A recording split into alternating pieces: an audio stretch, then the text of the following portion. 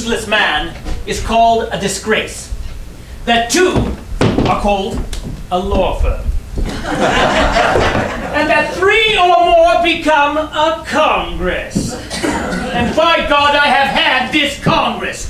For 10 years, King George and his parliament have gulled, cullied, and diddled these colonies with their illegal taxes.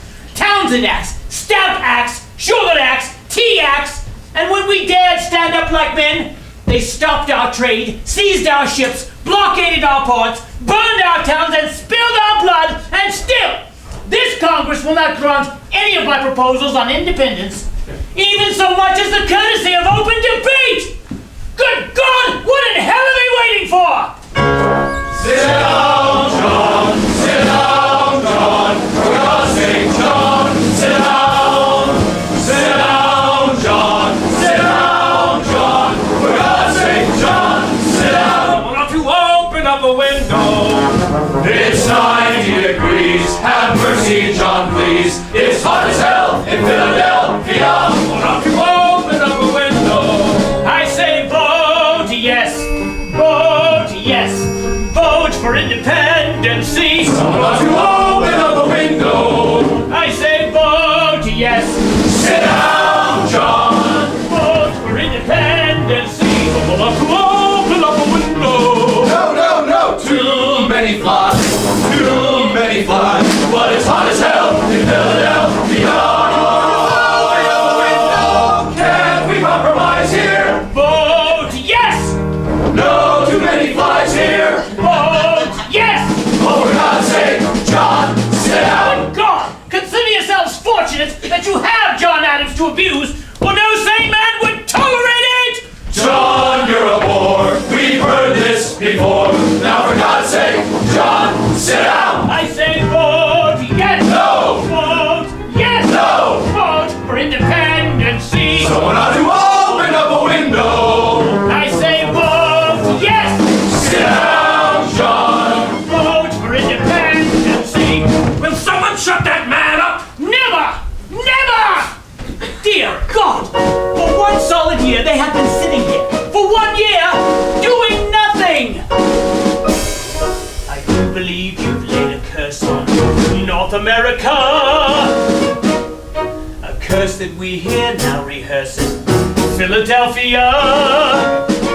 A second flood, a simple famine, plagues of locusts everywhere, or a cataclysmic earthquake, I'd accept with some despair. But no, you sent us Congress. Good God, sir, was that fair? I say this with humility in Philadelphia, where your responsibility in Philadelphia.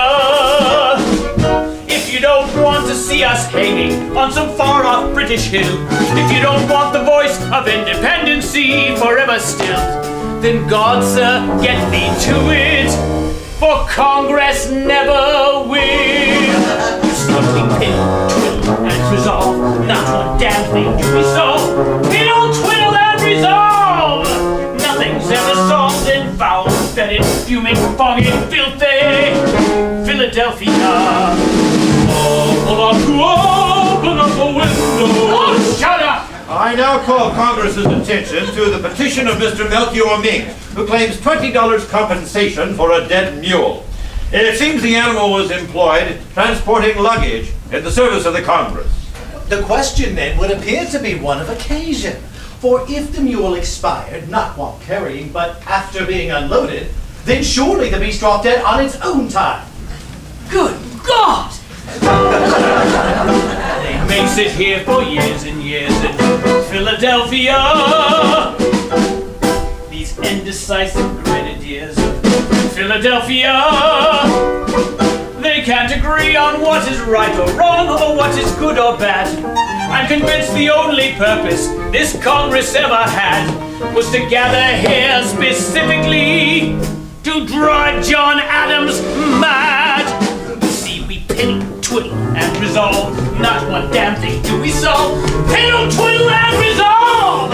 Nothing's ever solved in foul, fetid, fuming, foggy, filthy Philadelphia. John, is that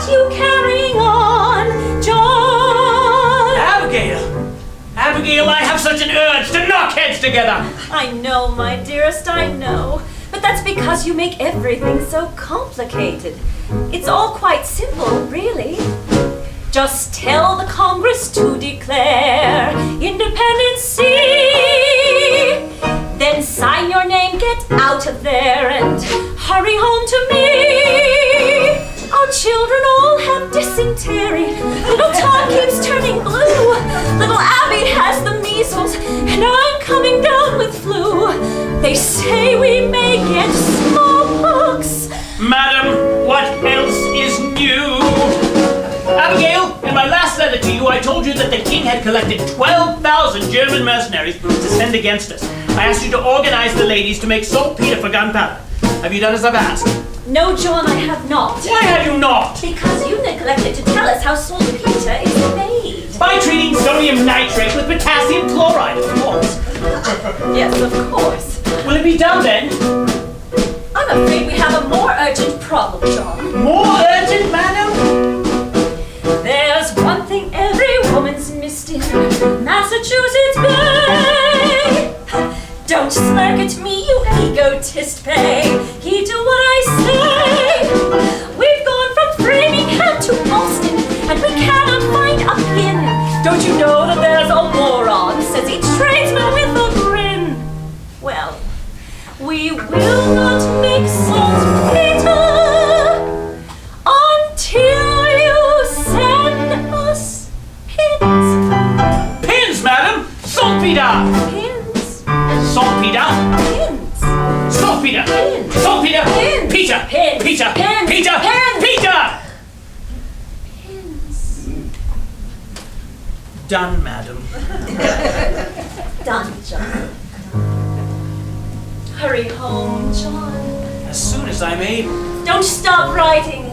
It's all I have. Every day, my dearest friend. Till then, Till then, I am as I ever was and never shall be. yours, yours, yours, yours, yours. Saltpeter. Pins, Abigail.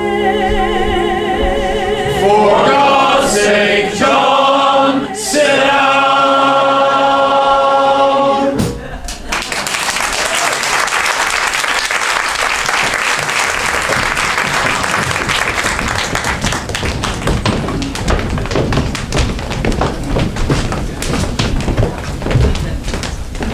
Franklin!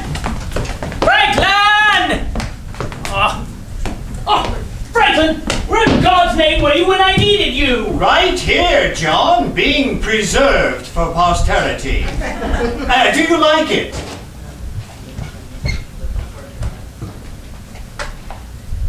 It stinks! As ever, the soul of tact.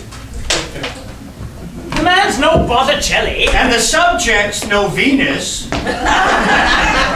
Franklin, you heard what I suffered in there. Heard, of course I heard, along with the rest of Philadelphia. Lord, your voice is piercing, John. Well, I wish to heaven my arguments were. Good God, Franklin, when will they make up their minds? With one hand they can raise an army, dispatch one of their own to lead it, and cheer the news from Bunker's Hill. While with the other, they wave the olive branch, begging the king for a happy and permanent reconciliation.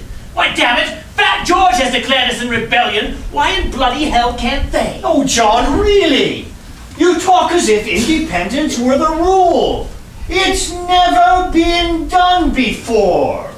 No colony has ever broken from the parent stem in the history of the world. Damn it, Franklin, you make us sound treasonous. Do I? Treason. Treason is a charge invented by the winners as an excuse for hanging the losers. I have more to do than stand here listening to you quote yourself. No, that was a new one. Damn it, Franklin, we're at war. To defend ourselves, nothing more. We expressed our displeasure. The English moved against us, and we in turn have resisted. Now, our fellow congressmen wish to effect a reconciliation before it becomes a war. Reconciliation, my ass. The people want independence. The people have read Mr. Paine's Common Sense. I doubt the Congress has. John, why don't you give it up? Nobody listens to you. You're obnoxious and disliked. I'm not promoting John Adams, I'm promoting independence. Evidently, they cannot help connecting the two. What are you suggesting? Let somebody else in Congress propose. Never! Why? Who'd you have in mind? Oh, I don't know. I really haven't given it much thought. You sent for me, Benji? Never! Hello, Johnny. Richard. Richard, John and I need some advice. If it's mine to give, it's yours. You know that. Why, thank you, Richard.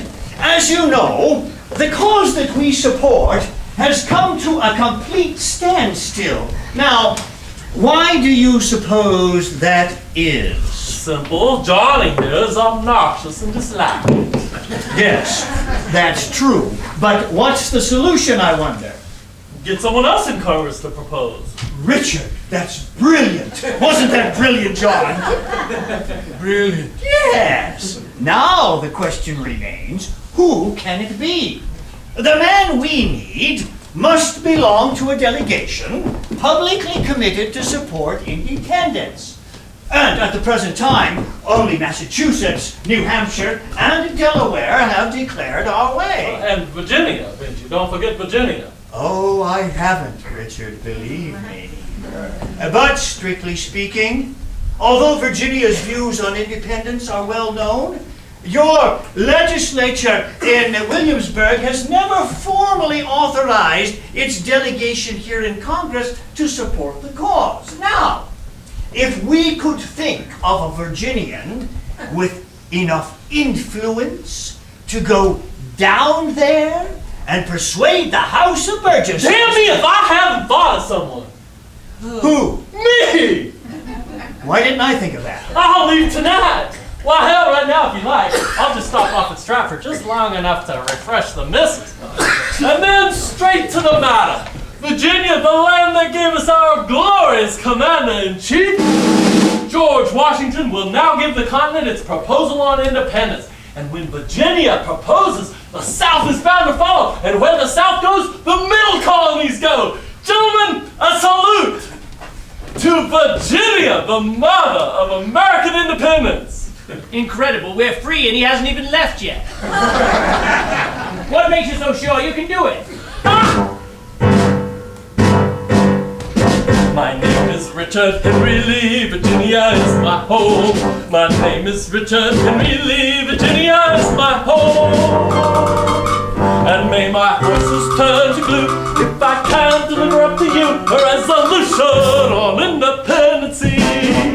For I am the first family in the sovereign colony of Virginia. Yes, the oldest family in the oldest colony in America.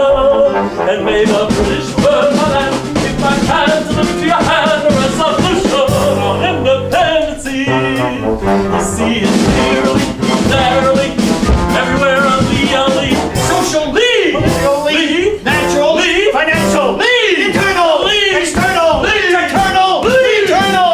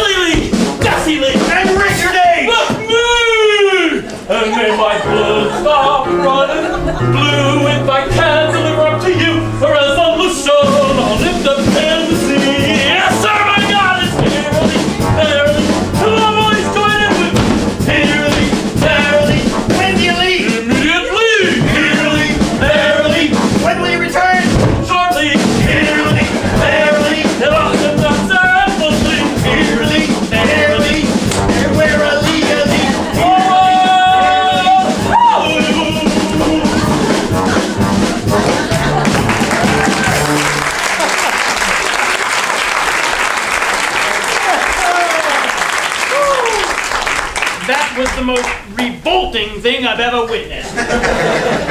Well, they're warm-blooded people, Virginians. Not him, Franklin, you! You and your infernal obsession for deviousness. If you just come out and asked him straight, he would have been gone half an hour ago. Oh, cheer up, John.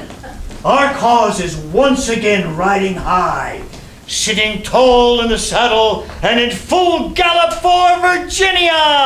And our women are serene, full bosom, Full bosom. full bosom bitchy, everyone a queen. Why, they are Lees, damn it, the Lees of old Virginia. Yes, sir, my God, it's Kimberly, Beverly. Come on, George, the pilot. Kimberly, Beverly, everywhere a Lee, a Lee. Oh, Beverly, Beverly, oh, Beverly, Beverly, Beverly, everywhere a Lee, a Lee, Beverly, Beverly, everywhere a Lee, a Lee.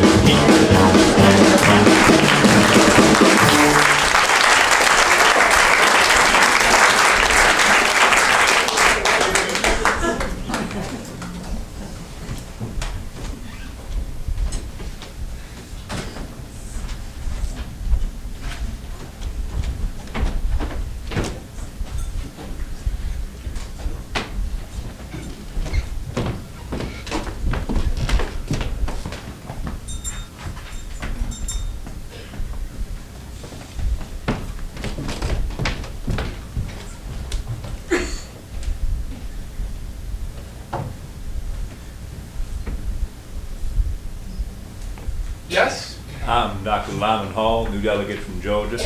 And I'm Andrew McNair, Congressional Custodian. If you'll be needing anything, just holler out, McNair! As you hear the others do, and there won't be too long to wait for anything. Where does the Georgia delegation belong? Oh, they mill about over in that corner, near the two Carolinas. It's after 10. I was told that Congress convened at 10. They'll be wandering in any time now, sir, with old Grape and Guts leading the pack. Old who? McNair! Grape and Guts. Fetch me a mug of rum! Mr. Hopkins, you'll be pleased to meet Dr. Lyman Hall, I don't need a doctor, damn it. new delegate from Georgia. Oh, why didn't you say so? I'm Stephen Hopkins, old delegate from Rhode Island. McNair, 2 mugs of rum. I fear it's a little early in the day. Nonsense. It's a medicinal fact that rum gets a man's heart started in the morning. Surprised you didn't know that.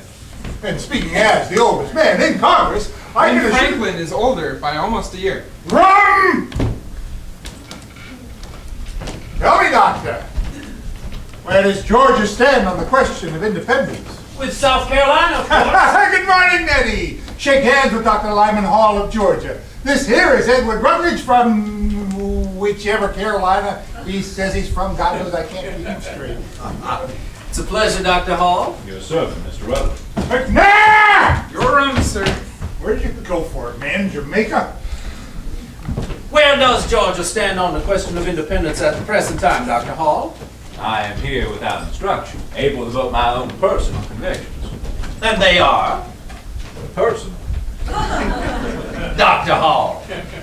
The Deep South speaks with one voice. It is traditional. Even more, it is historical. Into Delaware. Tria Yumta Inuno. What are you saying? I can't follow none of your damn French. Latin, Colonel McKeon.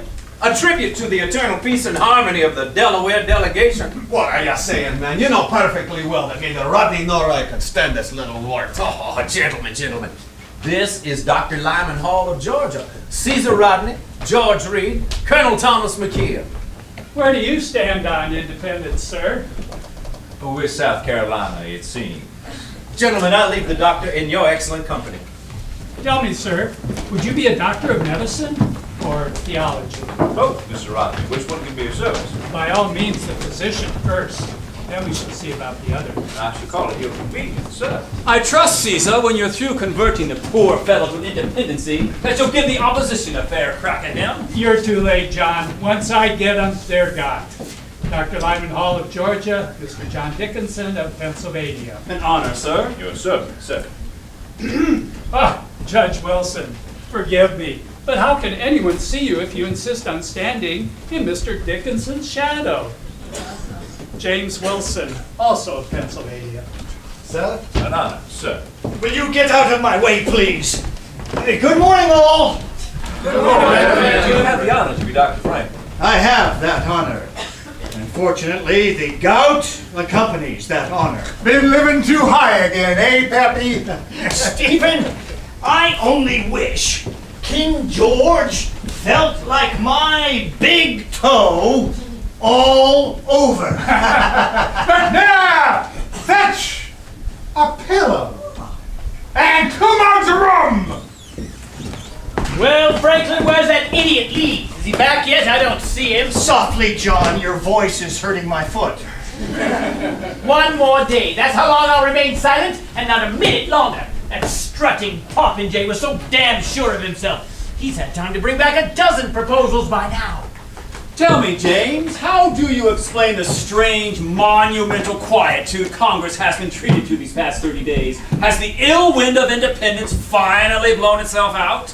If you ask For me... myself, I must confess that a month free from New England noise is more therapeutic than a month in the country. Don't you agree, James? Well, Mr. Adams, pray look for your voice, sir. It cannot be far. And God knows we need the entertainment in this Congress. Congratulations, John. You've just made your greatest contribution to independence. You kept your flap shut. One more day. Greetings, everyone. Gentlemen, the usual morning festivities concluded. I will now call Congress to order. Mr. Thompson. The Second Continental Congress, meeting in the city of Philadelphia, is now in session. 7th June, 1776, the 380th meeting. Sweet Jesus. The Honorable John Hancock of Massachusetts Bay, President. Thank you, Mr. Thompson. Mr. McNair, the stores of rum and other drinking spirits are hereby closed to the colony of Rhode Island for a period of 3 days. Yes, sir. You can't do that, Johnny! Sit down, Mr. Hopkins. You've abused the privilege. And the chair would like to welcome Dr. Lyman Hall of Georgia to this Congress and hopes he will make the best of it. My God, it's hot. The secretary will read the roll. All members present with the following exceptions. Mr. Charles Carroll of Maryland, Mr. Samuel Adams of Massachusetts, Mr. Button Gwinnett of Georgia, Mr. George Wythe and Mr. Richard Henry Lee of Virginia, and the entire delegation of New Jersey. I'm concerned about the continual absence of 1/13 of this Congress. Where is New Jersey? Somewhere between New York and Pennsylvania. Thank you very much. Dr. Franklin, have you heard anything? Your son resides there. Son, sir? What son? The Royal Governor of New Jersey, sir. As that title might suggest, sir. We are not in touch at the time. Yes, well, the weather report. Mr. Jefferson of Virginia. Mr. Jefferson! Present, sir. May we hear about the weather? Yes, sir. As if it weren't speaking for itself. 87 degrees of temperature, 30.06 inches of mercury. Wind from the southwest for the rest of the day, and tonight I leave for home. Odd business? Family business. Give her a good one for me, young fella. Yes, sir, I will.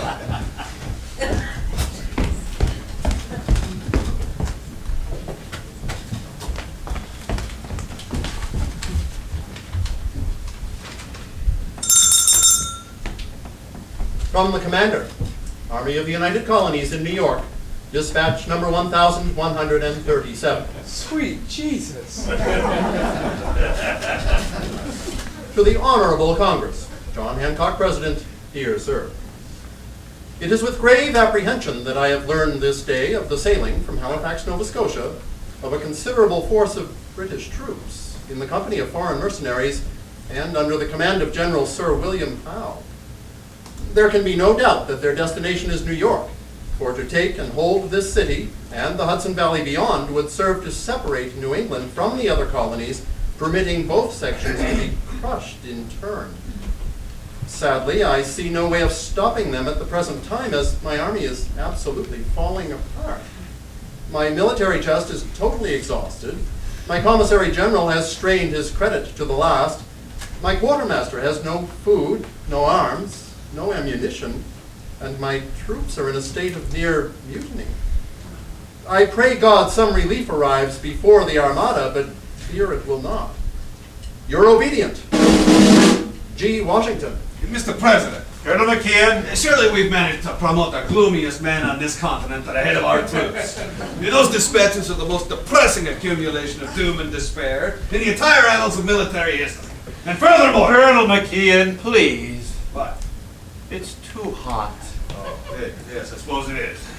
General Washington will continue wording his dispatches as he sees fit. And I'm sure that we all pray that he finds happier thoughts to convey in the near future. Mr. Thompson, are there any resolutions? Dr. Josiah Bartlett of New Hampshire. Resolved that for the duration of present hostilities, the Congress discourage every type of extravagance and dissipation, elaborate funerals and other expensive diversions, especially all horse racing. Lindsay, I'm back! I'm back, Johnny! Yeah! That's good, we're glad to see you. What news, Sticky Boy? What news? Please, is it done? Done. First things first. Tom, where's Tom? Tom, your little bride wants to know What? when he's coming home. I leave tonight. Never mind all that. Is it done? Done? Why, certainly. Mr. President, I have returned from Virginia with the following resolution. Resolved that these united colonies are, and of a right ought to be, free and independent states. That they are absolved of all allegiance to the British Crown, and that all political connection between them and the state of Great Britain is, and ought to be, totally dissolved. Mr. President, I second the proposal. The resolution has been proposed and seconded. The chair will now entertain debate. Mr. President, Pennsylvania moves, as always, that the question of independence be postponed indefinitely. I second the motion. Judge Wilson, in your eagerness to be loved, you seem to have forgotten that Pennsylvania cannot second its own motion. Delaware, second. You would, you little weasel. The motion to postpone has been moved and seconded. Mr. Thompson. On the motion to postpone indefinitely the resolution on independency or proceed with the debate. All those in favor of debate say yea. All those for postponement say nay. New Hampshire. New Hampshire favors debate and says yay. New Hampshire says yea. Massachusetts. Massachusetts, having borne the brunt of the king's tyranny. That's right, I said tyranny. Massachusetts now and forevermore says yay. Massachusetts says yea. Rhode Island. Mr. Hopkins, where's Rhode Island? Rhode Island is out visiting the necessary. After what Rhode Island has consumed, I can't say that I'm surprised. We'll come back to him, Mr. Thompson. Rhode Island passes. Connecticut. While Connecticut has, till now, been against this proposal, our legislature has instructed me that in the event it is introduced by any colony outside New England, Connecticut could not any longer withhold its support. Connecticut says yay. Connecticut says yay. New York. Mr. Secretary, New York abstains courteously. New York abstains. Courteously. New Jersey. Absent, Mr. Secretary. Oh, that's right. New Jersey's absent. Pennsylvania. Pennsylvania, for the 24th time, says nay. Pennsylvania says nay. Delaware.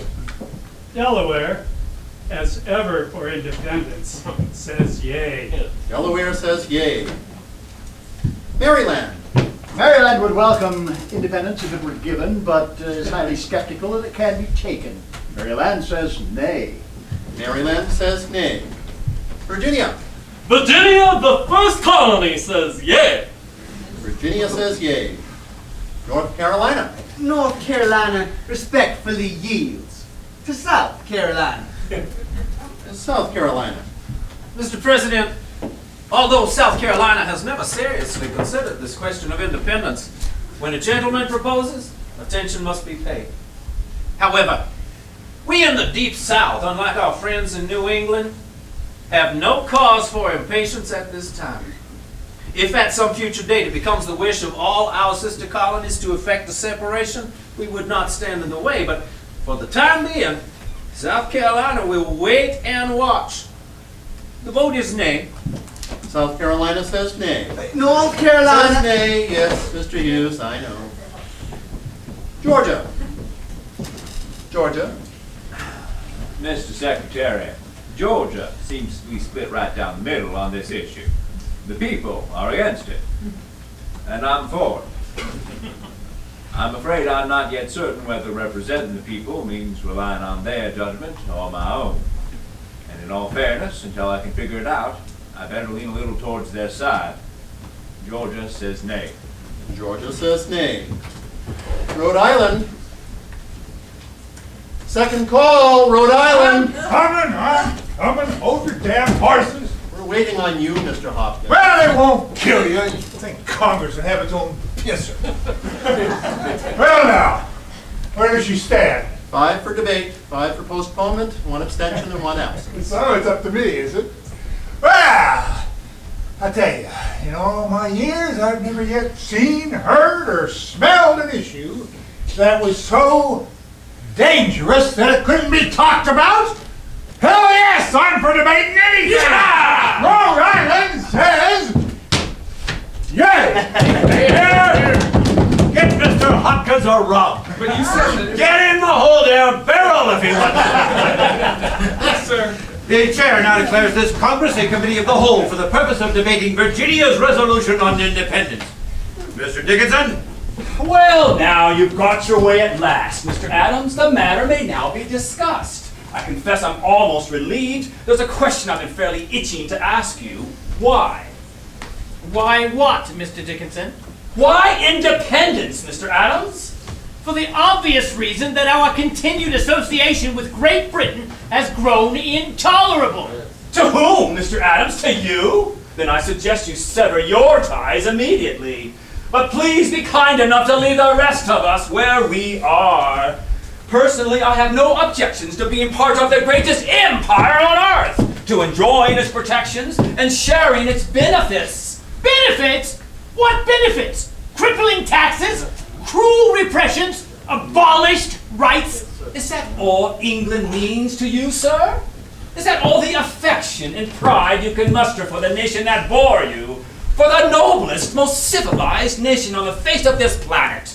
Would you have us forsake Hastings and Magna Carta, Strongbow and Lionhearted, Drake and Marlborough, Tudors, Stuarts, Plantagenets? For what, sir? Tell me for what? For you? Some men are patriots, like General Washington. Some are anarchists, like Mr. Paine. And some even are internationalists, like Dr. Franklin. But you, sir, you are merely an agitator, disturbing the peace, creating disorder, endangering the public welfare, and for what? Your petty little personal complaints. Your taxes are too high? Well, sir, so are mine. Come, Mr. Adams. If you have grievances, and I'm sure you have, then our present system must provide a gentler means of redressing them, short of revolution. That's what he wants. Nothing short of it will satisfy him. Violence, rebellion, treason. Now, Mr. Adams, are these the acts of Englishmen? Not Englishmen, Dickinson! Americans! No, sir! Englishmen! Please, Mr. Dickinson, but must you start banging? How is a man to sleep? Please forgive me, Dr. Franklin, but must you start speaking? How's a man to stay awake?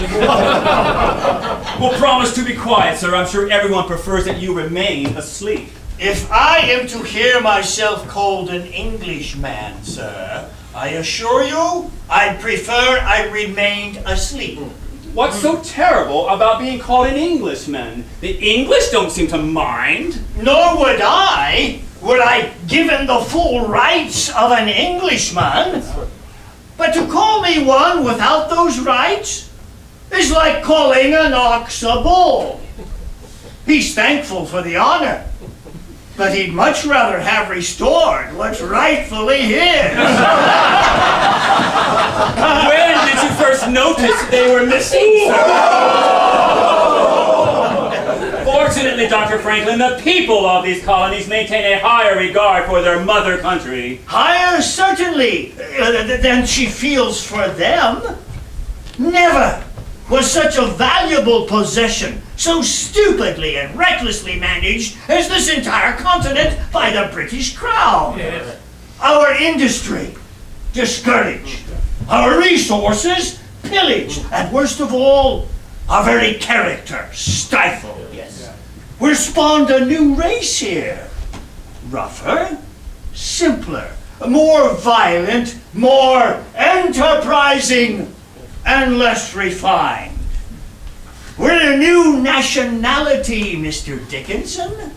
We require a new nation. That's right. That may be your opinion, Dr. Franklin, but as I said, the people feel quite differently. What do you know about the people, Dickinson? You don't speak for the people. You represent only yourself. And that precious status quo that you keep imploring the people to preserve, for their good is only the eternal preservation of your own property. Mr. Adams, you have an annoying talent for making such delightful words as property sound quite distasteful. In heaven's name, what's wrong with property? Perhaps you've forgotten that many of us first came to these shores in order to secure rights to property, and that we hold those rights no less dear than the rights you speak of. So safe, so fat, so comfortable in Pennsylvania. And what is this independence of yours except the private grievance of Massachusetts? Why is it always Boston that breaks the king's peace? My dear Congress, you must not adopt this evil measure. It is the work of the devil. Leave it where it belongs in New England. Brother Dickinson, New England has been fighting the devil for more than 100 years. And as of now, Brother Sherman, the devil has been winning hands down. Why, at this very moment, he is sitting here in this Congress. Don't let him deceive you. This proposal is entirely his doing. Now, just a minute. Oh, it may bear Virginia's name, but it reeks of Adams, and more Adams. Why, look at him, ready to lead this continent down the fiery path of total destruction. Good God, man! Why can't you admit what already exists? It has been more than a year since Concord and Lexington. Damn it, man! We're at war right now! You may be at war, you, Boston and John Adams, but you will never speak for Pennsylvania! Nor for Delaware. Mr. Reed, you represent only 1/3 of Delaware. The sensible third, Mr. Rodney? Oh, sit down, you little roach, or I'll knock you down. Sit down, all three of you! McNair, do something about these damn flies. McNair, fetch me a rum. Get the flies first. A rum! I only have 2 hands. Christ, it's hot. Please, gentlemen, do go on. You're making the only breeze in Philadelphia. Mr. Adams, perhaps you could clear something up for me? After we have achieved independence, sir, who do you propose would govern in South Carolina? Why, the people, of course. The people, which people, sir? The people of South Carolina or the people of Massachusetts? Why don't you admit it, Nettie? You're against independence now, and you always will be. Aye. You refuse to understand us, gentlemen. We desire independence, yes, for South Carolina. That is our country. And as such, we don't wish it to belong to anyone, not to England, and not to you. We intend to be one nation, Rutledge. A nation of sovereign states, Mr. Adams, united for our mutual protection, but separate for our individual pursuits. Now that is what we have understood it to be, and that is what we will support, soon as everyone supports it. There you are, Mr. Adams. You must see that we need time to make certain who we are and where we stand in regard to one another. For if we do not determine the nature of the beast before we set it free, it will end by consuming us all. For once in your life, Wilson, take a chance. I say the time is now. It may never come again. Your clock is fast, Mr. Adams. I say we're not yet ripe for independence. Not right. Hell, we're rotten for one of it. Gentlemen, please. What in God's name is the infernal hurry? Why must this question be settled now? What's wrong with now, Mr. Chase? General Washington is in the field. If he is defeated, as it now appears, then we're ripe for the hangman. But if by some miracle he should happen to win, then we can declare any damn thing we The please. sentiments of North Carolina, precisely. Has it occurred to either one of you that an army needs something to fight for in order to win? A cause, a purpose, a flag of its own! Mr. Adams, how can a nation of 2 million people stand up against an empire of 10 million? Think about it, 10 million. How do we compensate for that shortage? It's simple, Mr. Chase. Increase and multiply. How's that? We will more than compensate with spirit. I tell you, there is a spirit out there among the people that is sadly lacking in this Congress. Yes, of course. Now it's spirit. Why didn't I think of that? No army, no navy, no arms, no ammunition, no treasury, no friends. But bless our soul, spirit. Mr. Lee, Mr. Hopkins, Mr. Rodney, Colonel McKee, Dr. Franklin, why have you joined this incendiary little man? This Boston radical, this agitator, this demagogue, this madman. Are you calling me a madman, you fribble? Easy, John. You and your Pennsylvania proprietors, you cool, considerate men. You stay to the rear of every issue in case we should go under. You will still remain afloat. Are you calling me a coward? Yes, coward, Madman! landlord, Lawyer! Stop! This is the Congress. Stop it, I say. The enemy is out there. No, Mr. Rodney, the enemy is here! No, I say he's out there. England, closing in, cutting off our air. There's no time, no air. Thomas! Caesar! Dr. Hall!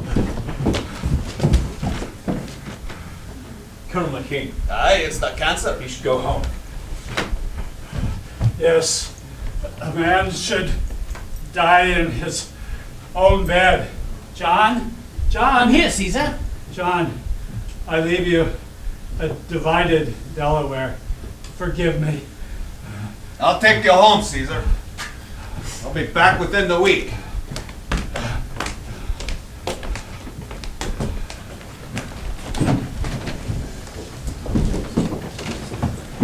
Mr. President, South Carolina calls the question.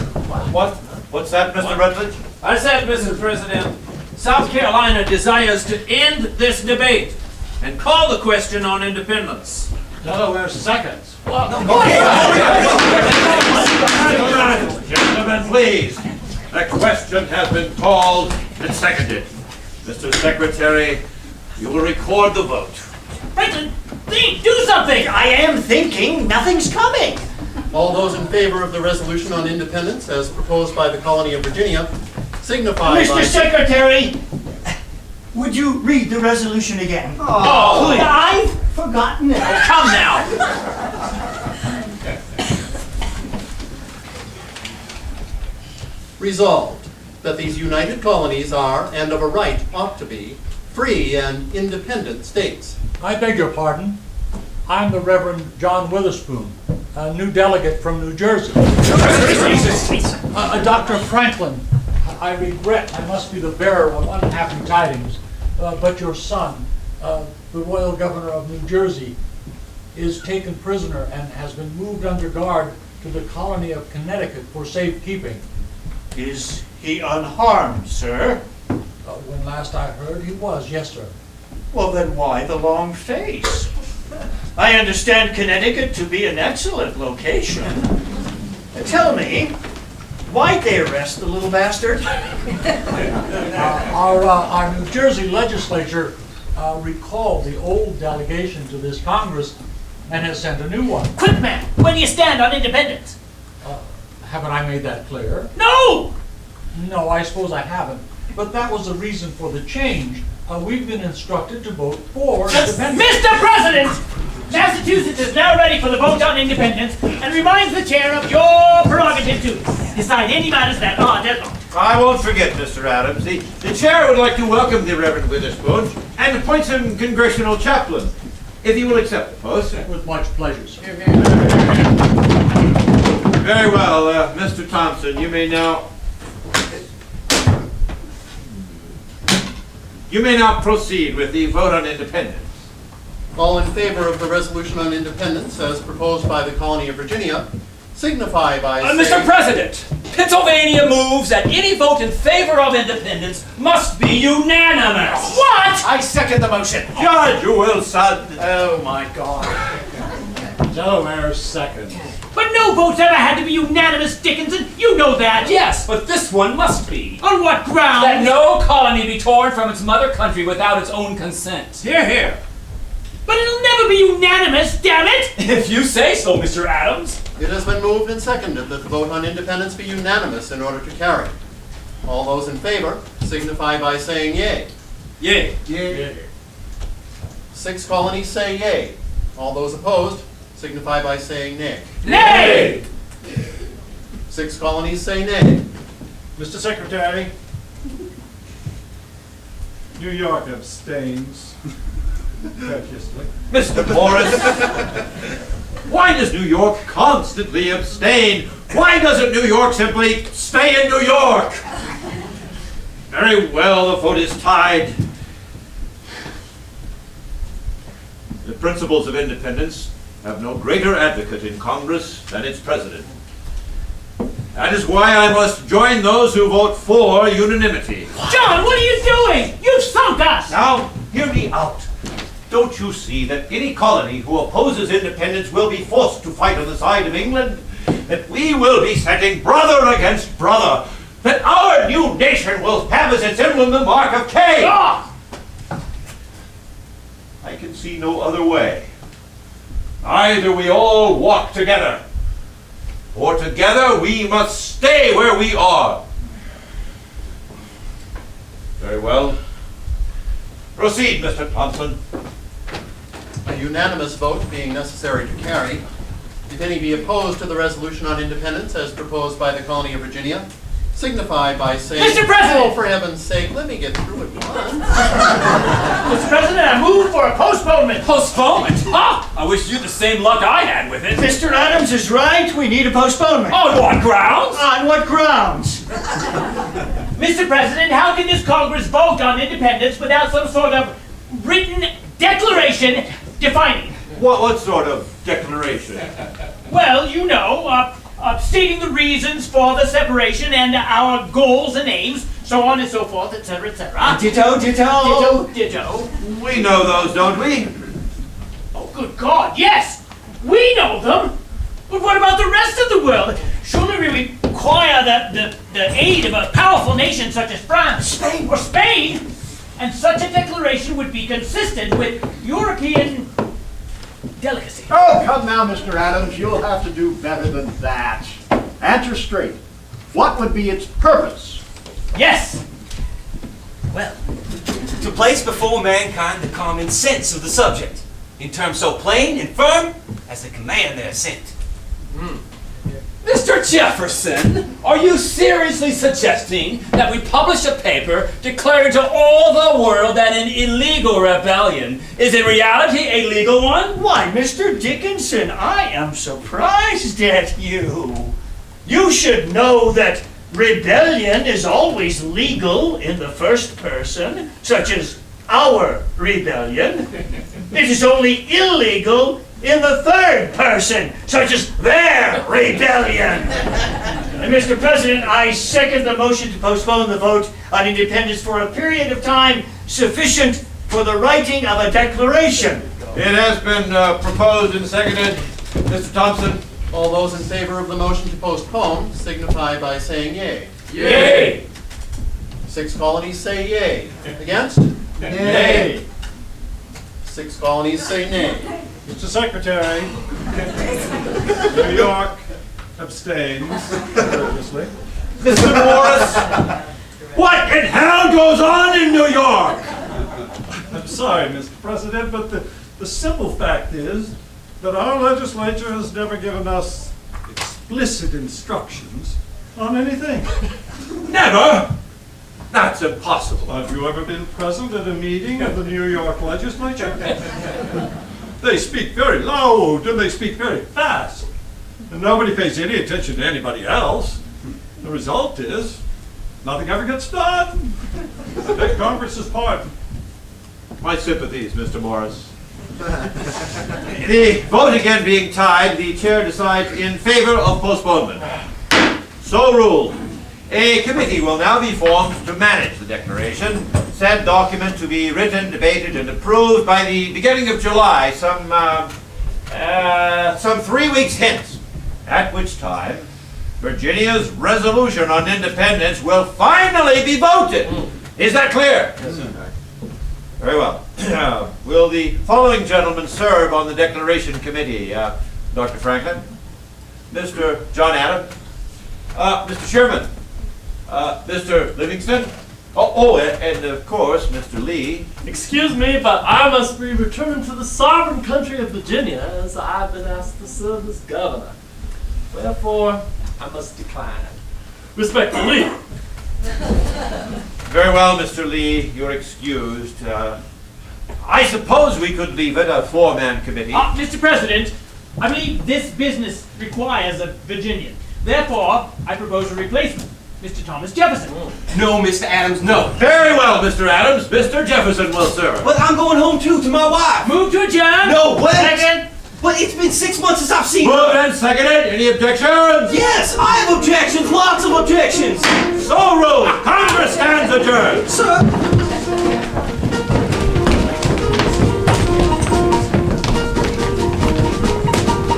All right, gentlemen, let's get to it. Which one of us will write our Declaration on Independence? Mr. Adams, I say you should write it. To your legal-minded brilliance we defer. Is that so? Well, if I'm the one to do it, they'll run their quippins through it. I'm obnoxious and disliked. You know that, sir. Yes, I know. So I say you should write it, Franklin.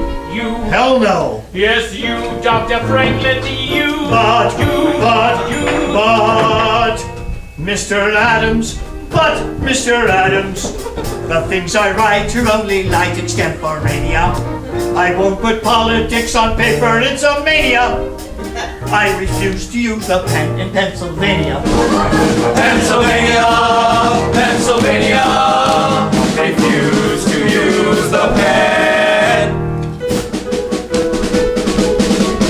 Mr. Sherman, I say you should write it. You are never controversial, as it were. That is true. Whereas if I'm the one to do it, they'll run their quippins through it. I'm obnoxious and disliked. You know that, sir. Yes, I do. So I say you should write it, Sherman. You. Good heavens, no. Yes, you, Roger Sherman. You. But, you. But, you. But, Mr. Adams. But, Mr. Adams, I cannot write with any style or proper etiquette. I don't know a participle from a predicate. I am just a simple cobbler from Connecticut. Connecticut, Connecticut, a simple cobbler, me. Mr. Livingston, maybe you should write it. You have many friends and you're a diplomat. Oh, that word. Whereas if I'm the one to do it, they'll run their quippins through it. He's obnoxious and disliked, did you know that? I hadn't heard. So I say you should write it, Livingston. You. Not me, Johnny. Yes, you, Robert Livingston. You. But, Mr. Adams, dear Mr. Adams, I've been presented with a new son by the noble stork. So I am going home to celebrate and pop a cork with all the Livingstons together back in old New York. New York, New York, Livingston's going to pop a cork.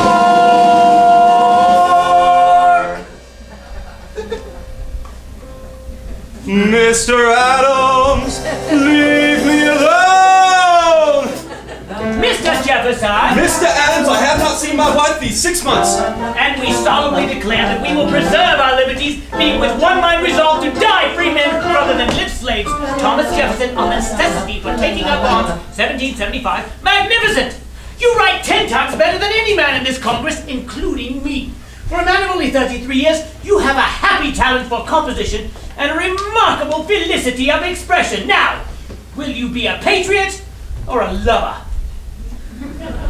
a lover. No! But I burn, Mr. A. So do I, Mr. J. You? You do? John! Who'd have thought it?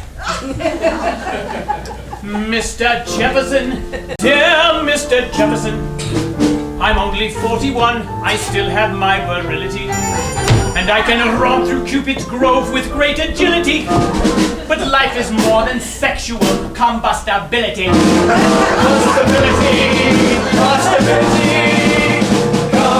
Quiet! Now you'll write it, Mr. J. And who will make me Mr. A? I. You? Yes. How? By physical force if necessary. It's your duty. Your duty, damn it. Mr. Adams! Damn you, Mr. Adams! You are obnoxious and disliked that cannot be denied. Once again you stand between me and my lovely bride. Lovely bride. Oh, Mr. Adams, you are driving me to homicide. Homicide. Homicide.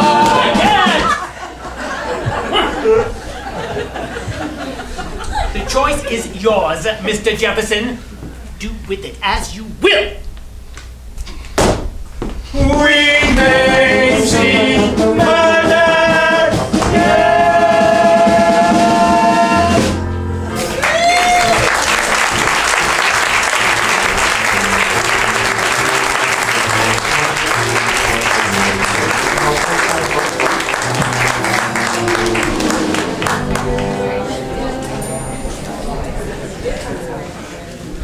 Damn that man! Damn the man! Jefferson! Is it finished yet? You've had a whole week. Can I see it? Is it done?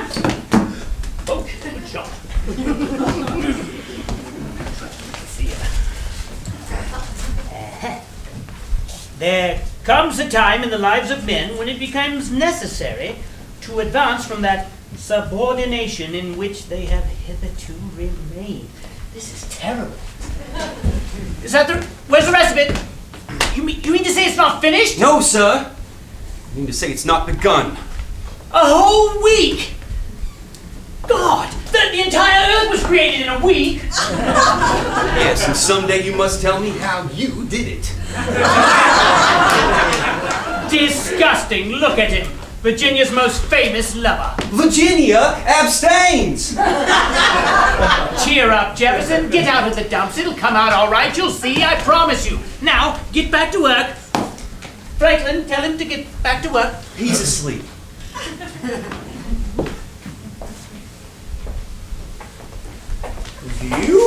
Hello! And whose little girl are you? Who is she, John? His wife. I hope. And what makes you think so? Because I sent for her. You what? Well, it simply occurred to me that the sooner his problem was solved, the sooner our problem was solved. Good thinking, John, good thinking. Madam, may I present myself? John Adams. Adams? John Adams? I'm Dr. Franklin. The inventor of the stove? Jefferson, will you kindly present me to your wife? She is your wife, isn't she? Of course she is, John. Look how they fit. Well, come along, John, come along. Come along where? There's work to be done. Ha! Obviously. You mean they're going to... in the middle of the afternoon? Not everyone's from Boston, John. Incredible. Well, good night, John. Franklin, have you eaten yet? Not yet, but I hear the turkey's fresh at the Bunch of Grapes. I have a rendezvous, John. I'd ask you along, but talking makes her nervous.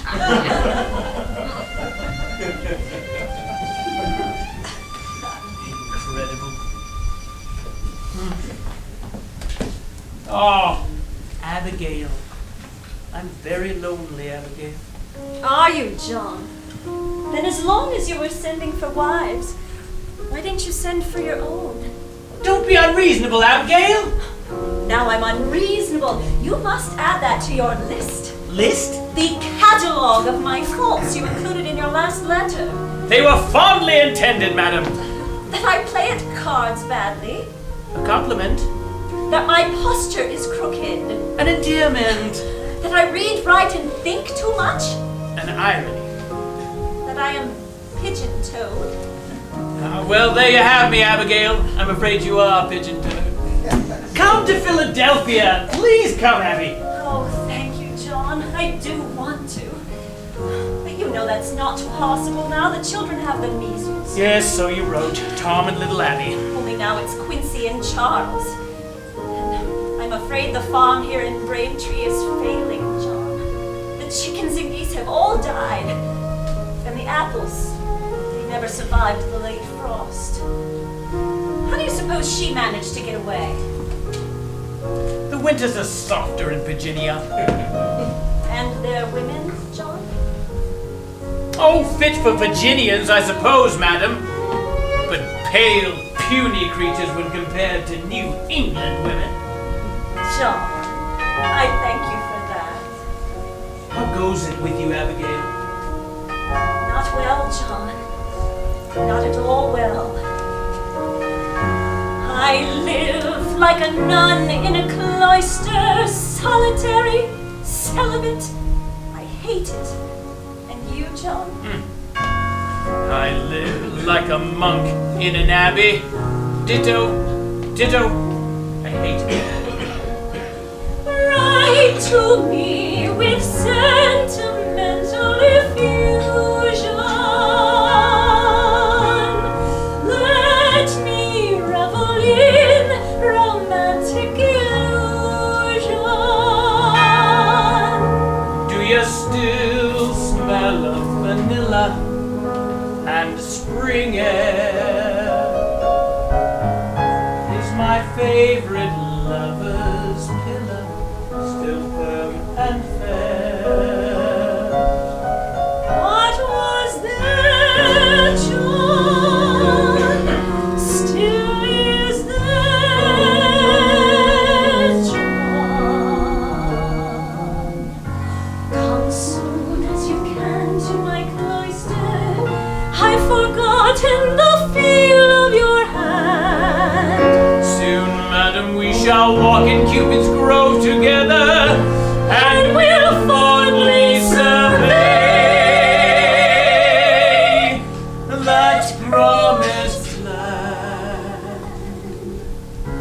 Till then, I am as I ever was and ever shall be. Yours, yours, yours, yours, yours. Saltpeter, John.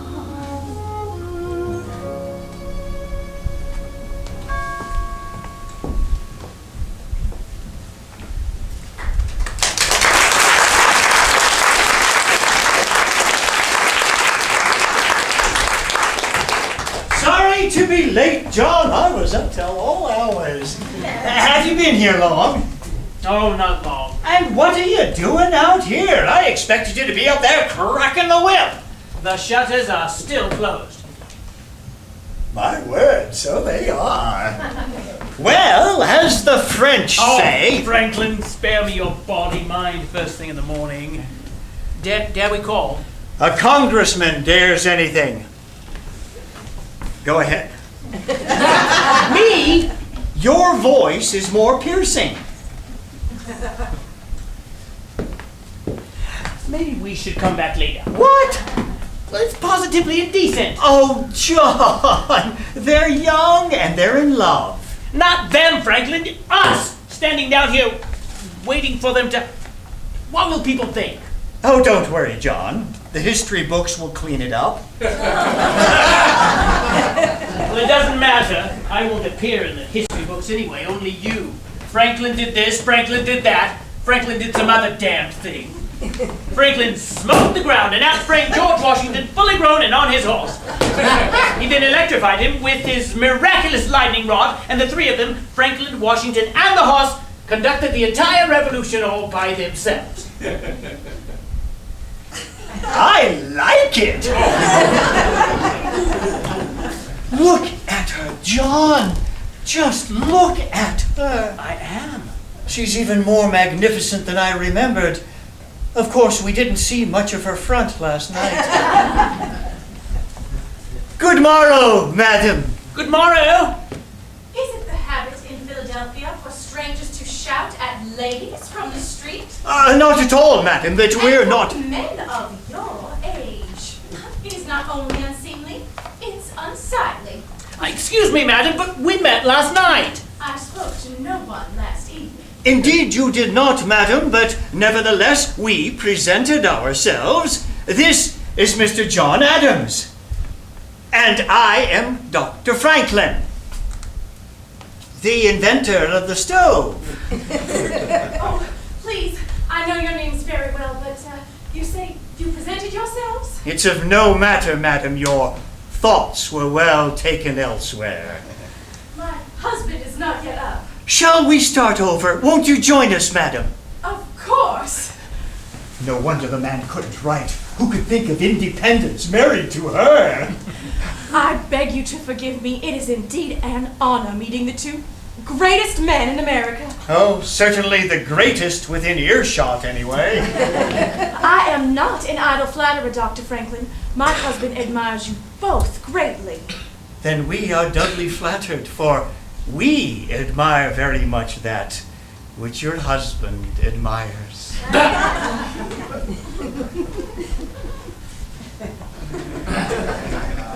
Did you sleep well, madam? I mean, did you lie comfortably on it? You know what I mean. Yes, John, we do. Tell us about yourself, madam. We've precious little information. What's your first name? Martha. Ah, Martha. He might at least have told us that. I'm afraid your husband doesn't say very much. He's the most silent man in Congress. I have scarcely heard him utter 3 words together. Not everyone's a talker, John. It's true, Tom is not a talker. Oh, he never speaks his passions. He never speaks his views. Whereas other men speak volumes, the man I love is mute.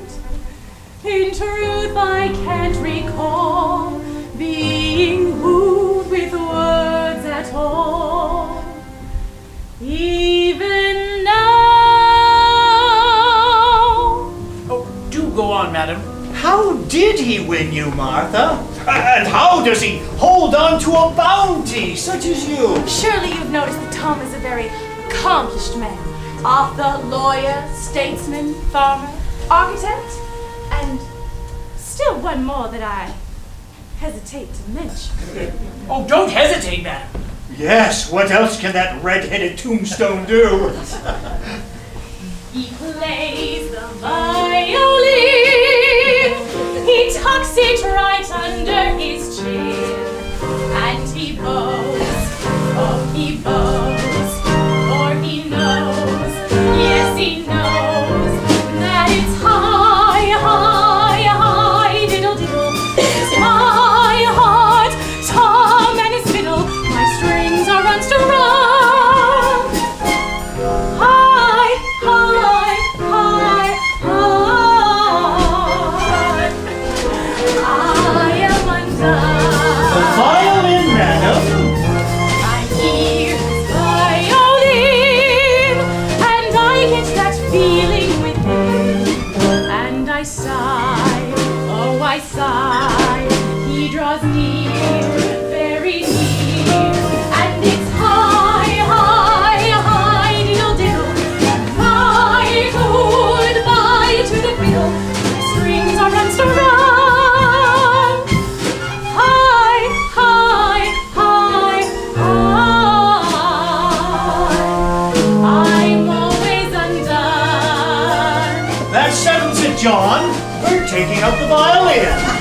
Yes, madam, so you have us playing the violin. What happens next? Next, Mr. Adams. Well, what does Tom do now? Well, just what you'd expect. We dance.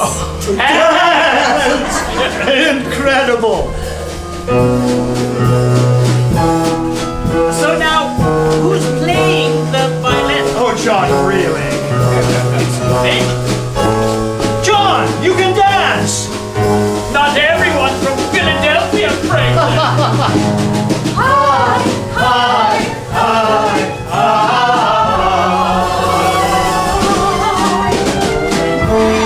Calls to me, singing no sad elegy.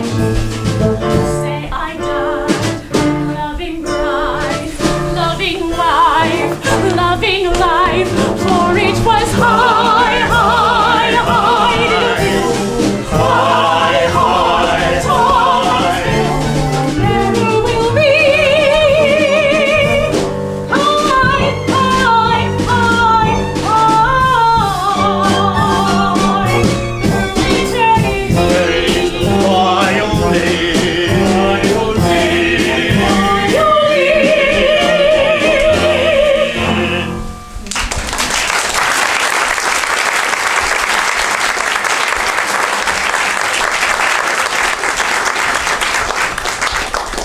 Look, he's done it. He's written something.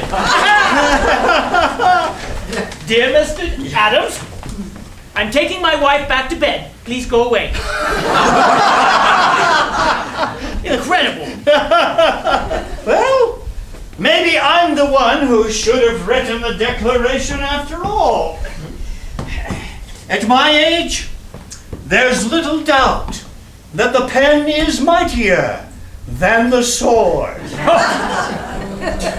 For it's high, high, high, diddle, diddle, and God bless the man who can fiddle.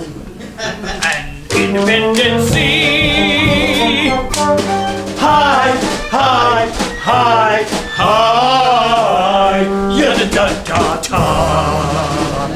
Through eternity, plays the violin, violin, violin, violin.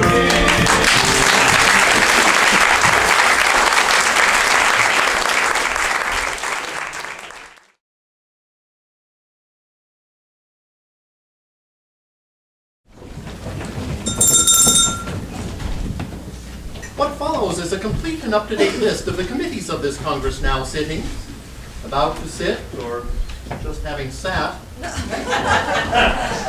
committee formed to investigate a complaint made against the quality of yeast manufactured at Mr. Henry Pendleton's mill, designated as the Yeast Committee.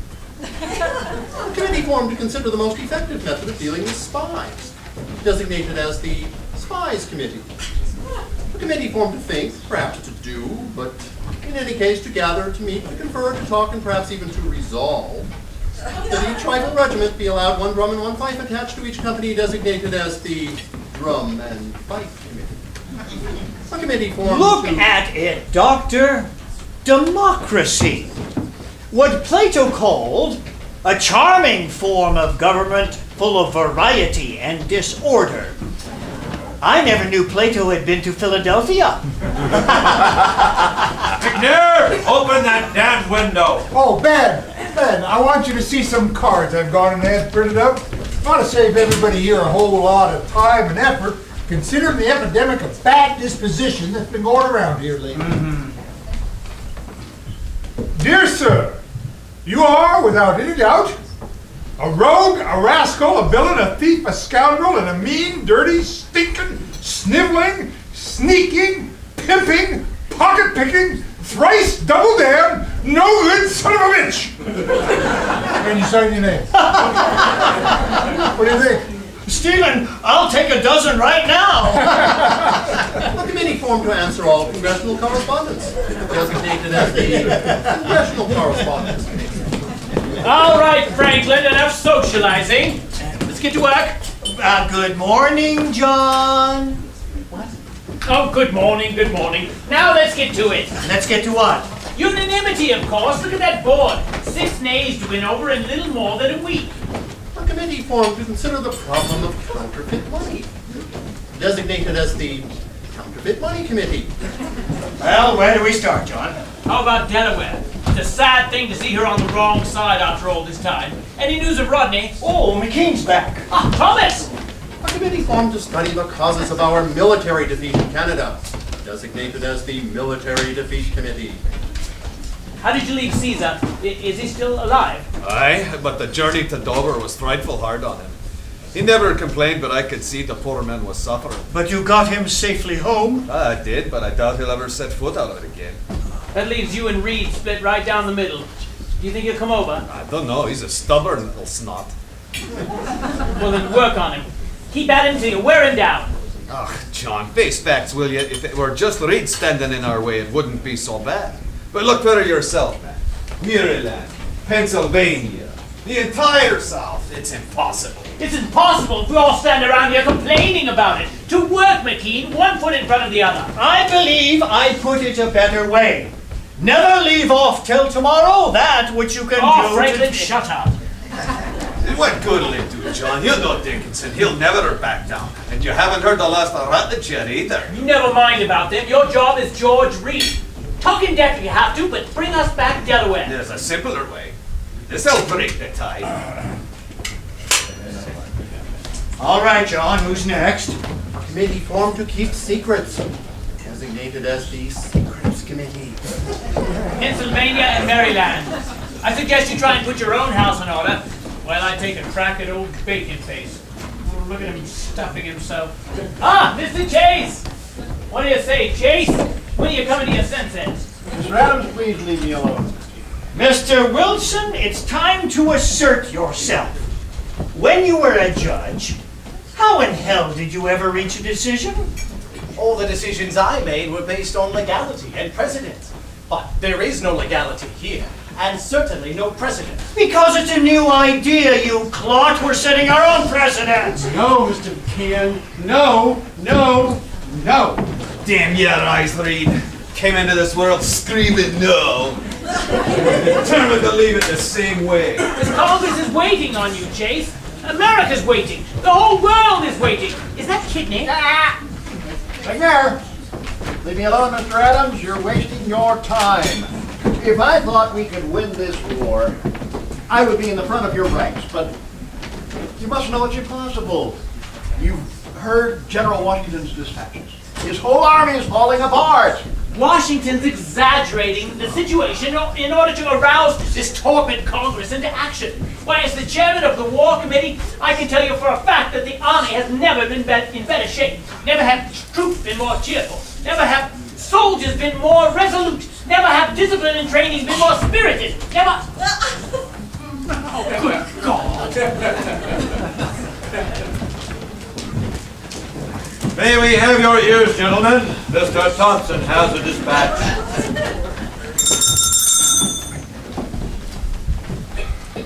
From the Commander, Army of the United Colonies in New York, dispatch number 1157. To the Honorable Congress, John Hancock, President, dear sir. It is with the utmost despair that I must report to you the confusion and disorder which reign in every department. The Continental soldier is as nothing ever seen in this or any other century. He is a misfit, ignorant of hygiene, destructive, disorderly, and totally disrespectful of rank. Only this last is understandable, as there is an incredible reek of stupidity amongst the officers. The situation is most desperate at the New Jersey training ground in New Brunswick, where every able-bodied whore in the colonies has assembled. There are constant reports of drunkenness, desertion, foul language, naked bathing in the Raritan River, and an epidemic of the French disease. I have declared the town off limits to all military personnel with the exception of officers. I beseech the Congress to dispatch the War Committee to this place in the hope of restoring some of the order and discipline we need to survive. Your obedient, G. Washington. Oh, that man would depress a hyena. Mr. Adams, you're chairman of the War Committee. Do you feel up to whoring, drinking, deserting in New Brunswick? There must be some mistake. I have an aunt who lives in New Brunswick. You must tell her to keep up the good work. Come, Mr. Adams, you must see that it's hopeless. Let us recall General Washington and disband the Continental Army before we are overcome. Oh, the English would like that, wouldn't they? Why not ask them yourself? They ought to be here any minute. And when they hang you, Mr. Adams, I hope you will put in a good word for the rest of us. Face facts, Mr. Adams. How can a handful of drunk, disorderly recruits face up to the entire British Army, the finest musket men on earth? How can we win? How can we possibly hope to survive? Answer me straight, Chase. If you thought we could beat the Redcoats, would Maryland vote yay on independence? Well, I suppose... No supposing, would you or wouldn't you? Yes, Mr. Adams, we would. Then come with me to New Brunswick and see for yourself. John, are you mad? You heard what Washington said? It's in shambles up there. They're pushing you to it, Johnny. What do you say, Chase? Go ahead, Sam. It sounds lively as hell up there. Very well. And maybe it'll be John Adams who comes to his senses. Mr. President, the War Committee will heed General Washington's request. A party consisting of Mr. Chase, Dr. Franklin, and myself will leave immediately. Is that satisfactory with you, Dr. Franklin? Wake up, Franklin. You're going to New Brunswick. Like hell I am. What for? The whoring and drinking.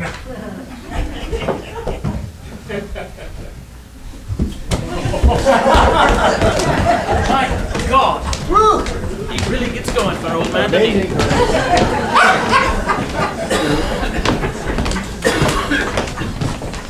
Mr. McNair, all this talk of independence has left a certain foulness in the air. My friends and I would appreciate it if you would open some windows. But what about the flies? The windows, Mr. McNair? Open the windows. Close the windows. Sweet Jesus.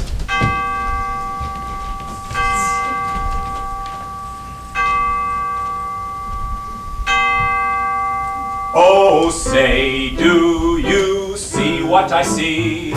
Congress sitting here in sweet serenity. I could share the reasons clear. For the first time in a year, Adams isn't here.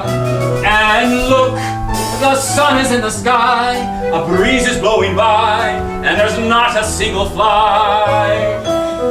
I sing Hosanna, Hosanna, Hosanna, Hosanna, and it's cool.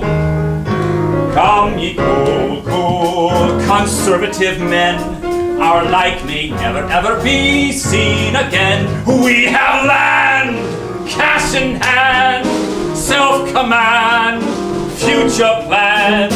Fortunes thrive, society survives in neatly ordered lives with well-endowed wives. Come sing Hosanna, Hosanna. In our breeding, in our manner, we are cool. Come ye cool, cool, considerate set. We'll dance together to the same minuet. To the right, ever to the right, never to the left, forever to the right. Let our creed be never to exceed regulated speed, no matter what the need. Come sing Hosanna, Hosanna. Emblazoned on our banner is keep cool.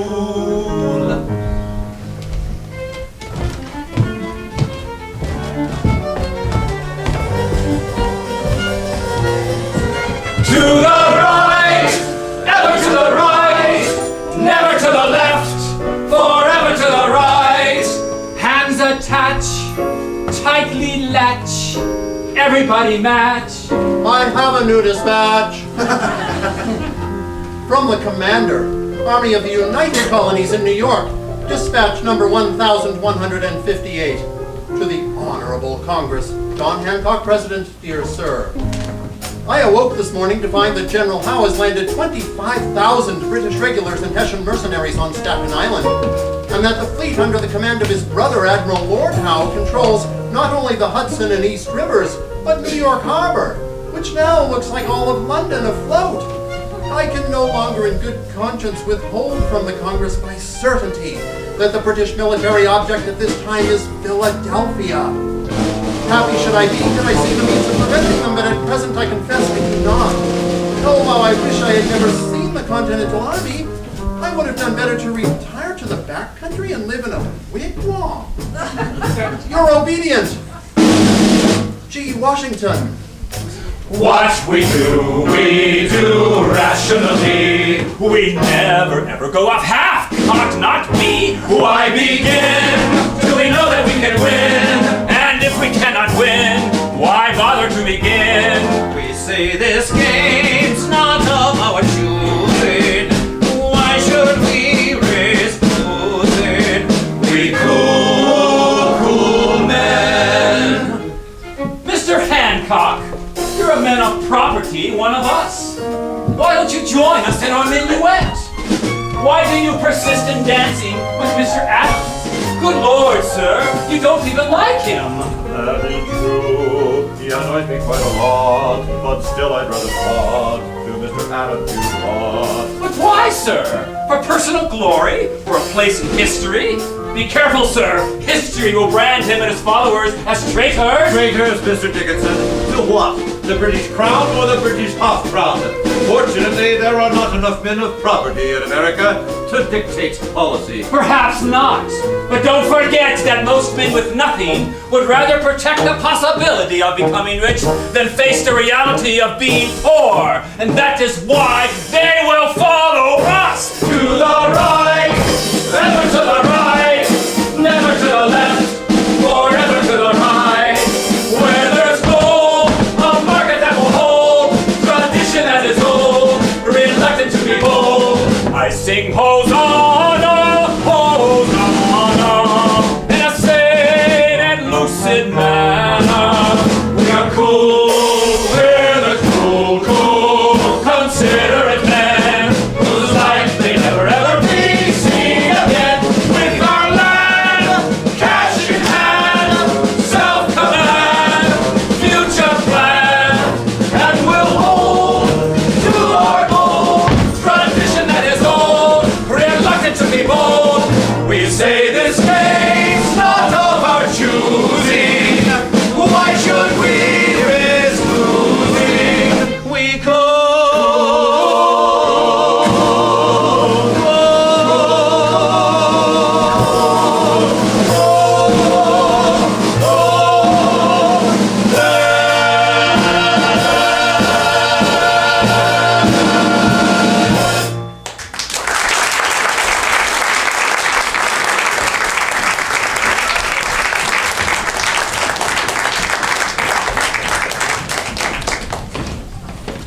Sweet Jesus.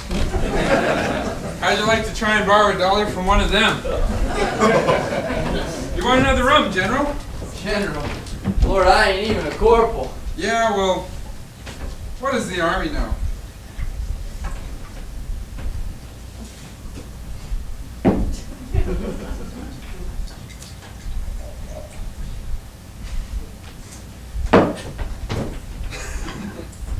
Sit down, gentlemen. Chair rules, it's too damn hot to work. What's it like out there, General? You probably know more than me. Sitting in here? Sweet Jesus. This is the last place to find out what's going on. I'm aiming to join up. What are you talking about? You don't have to join up. You're in the Congress. What's that got to do with it? Well, you don't see them rushing off to get killed, do you? But they sure are great ones for sending others, I'll tell you that. Who sits here? Caesar Rodney of Delaware. Where are you from, General? Watertown. Where's that? Massachusetts. Ah, you belong down there. But be careful, there's something about that seat that makes a man awful noisy. You seen any fighting? Sure did. I see my two best friends get shot dead the very same day. Right on the village green it was, too. When they didn't come home for supper, their mamas went out looking for them. Miss Lowell, she found Timothy right off. Miss Pickett, she looked near half the night for Willem, 'cause he gone and crawled off the green before he died.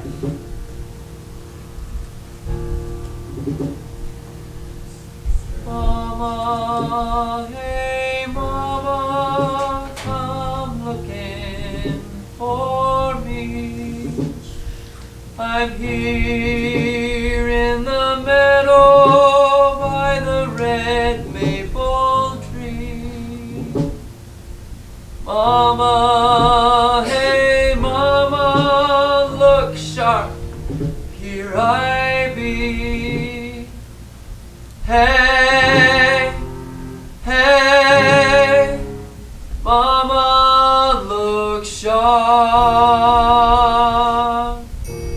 Them soldiers, they fired, oh ma, did we run. But then we turned around and the battle begun. Then I went under, oh ma, am I done? Hey, hey, mama, look sharp. My eyes are wide open, my face to the sky. Is that you I'm hearing in the tall grass nearby? Mama, come find me before I do die. Hey, hey, mama, look sharp.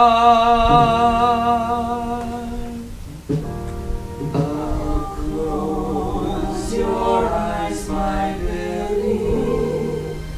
They're eyes that cannot see, and I'll bury you, my Billy, beneath the maple tree. And never again will you whisper to me, hey, hey, mama, look sharp.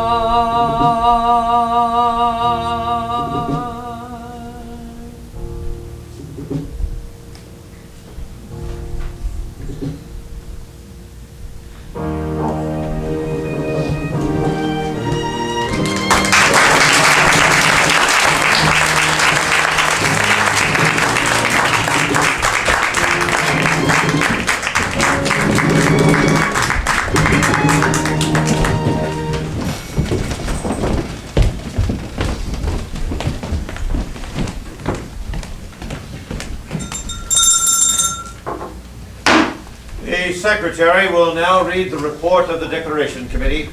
Mr. Thompson. A declaration by the representatives of the United States of America in General Congress assembled. When in the course of human events it becomes necessary for one people to dissolve the political bands which have connected them with another, and to assume among the powers of the earth the separate and equal station to which the laws of nature and of nature's God entitle them, a decent respect to the opinions of mankind requires that they declare the causes which impel them to the separation. We hold these truths to be self-evident, that all men are created equal, that they have been endowed by their Creator with certain inalienable rights. Jefferson! We're back! And we have Maryland. Well, that is, we will as soon as Chase gets through telling the Maryland Assembly what we saw in New Brunswick. He's in Annapolis right now, describing a ragtag collection of military militiamen who couldn't train together, drill together, march together. But when a flock of ducks flew by and they saw their first dinner in 3 full days, sweet Jesus, could they shoot together? It was a slaughter. They're reading the Declaration. What? How far have they got? To render the military independent of and superior to the civil power. Independent of and superior to. Well, there's nothing to fear. It's a masterpiece, I say. I'm to be congratulated. You? For making him write it. Oh, yes, of course. It's a masterpiece, I say. They will cheer every word, every letter. I wish I felt that way. I believe I can put it better. Now then attend, as friend to friend, our Declaration Committee. For us I see immortality in Philadelphia City. A farmer, a lawyer, and a sage. A bit gouty in the leg. You know it's quite bizarre to think that here we are, playing midwives to an egg. Egg? What egg? America, the birth of a new nation. Only we can be sure of what kind of bird it's gonna be. Tom's got a point. What sort of a bird should we choose as the symbol of our new America? The eagle. The dove. The turkey. The eagle. The dove. The eagle. The eagle. The turkey. The eagle is a magnificent bird. The eagle is a thief, a coward, a scavenger, and a symbol of more than 10 centuries of European mischief. And the turkey? A truly noble bird. A native of America, a source of sustenance to our settlers, and an incredibly brave fellow who would not flinch from attacking a whole militia of Englishmen single-handedly. Therefore, the national bird of America is going to be the eagle. The eagle. We're waiting for the Chirp, chirp, chirp of an eaglet being born, waiting for the chirp, chirp, chirp on this humid Monday morning in this congressional incubator. God knows that temperature's hot enough to hatch a stone, let alone an egg. We're waiting for the scratch, scratch, scratch of that tiny little fellow, waiting for the egg to hatch on this humid Monday morning in this congressional incubator. God knows the temperature's hot enough to hatch a stone. But will it hatch an egg? A triumph! I tell you, the Declaration will be a triumph. If I was ever sure of anything, I am sure of that. A triumph. And if it's not, we still have 4 days left to think of something else. The eagle's going to crack the shell of the egg that England laid. Yes, sir, we can tell on this humid Monday morning in this congressional incubator. And just as Tom here has written, though the shell may belong to Great Britain, the eagle inside belongs to us. And just as Tom here has written, we say to hell with Great Britain, the eagle inside belongs to us.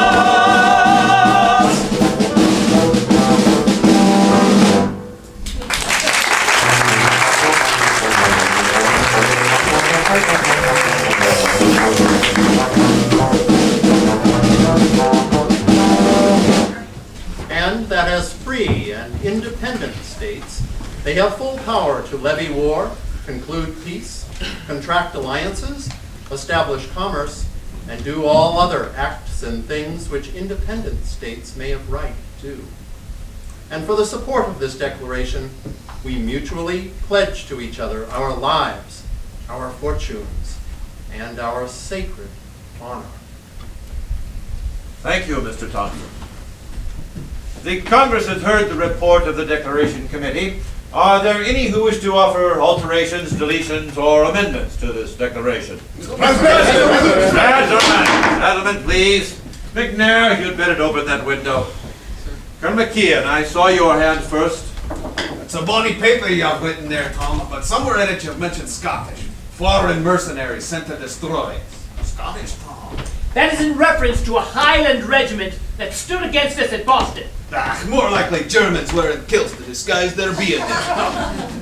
I ask you to remove the word to avoid giving offense to a good people. Mr. Jefferson? The Reverend Witherspoon. Mr. Jefferson, nowhere do you mention the Supreme Being. Certainly this was an oversight, for how could we hope to achieve a victory without his help?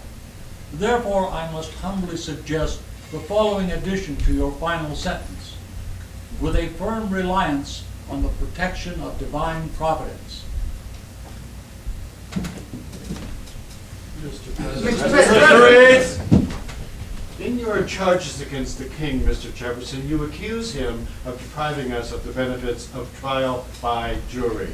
This is untrue, sir. In Delaware, we have always had trial by jury. In Massachusetts, we have not. Oh, then I suggest the words "in many cases" be added. In many cases. Ah, that's brilliant. I suppose every time you see those three words, your puny little chest will swell up with pride over your great historical contribution. It's more memorable than your unprincipled whitewash of that barbarian. Mr. Reed! Colonel McKeon! That's enough. Mr. Hopkins?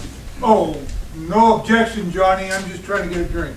I should have known. McNair, get him a rum.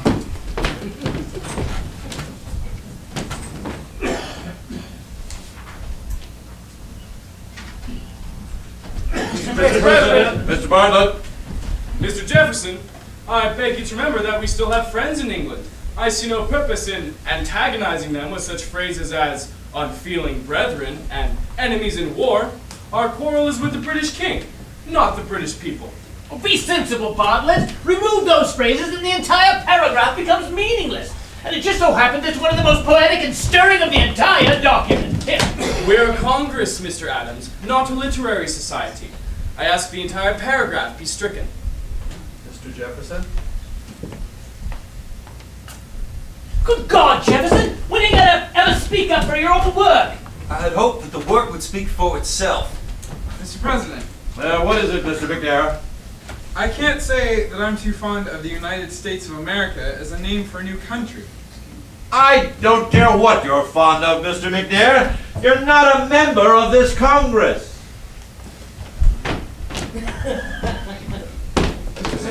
Mr. Sherman. Brother Jefferson, I noted two distinct and direct references to the British Parliament in your declaration.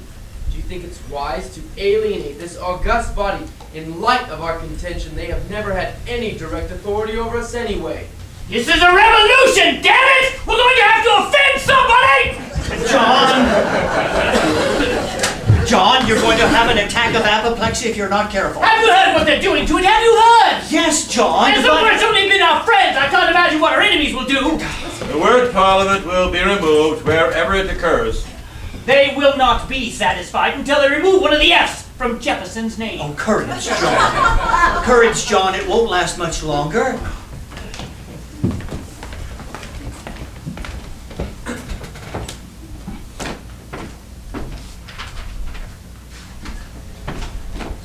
Mr. President. Mr. Dickinson.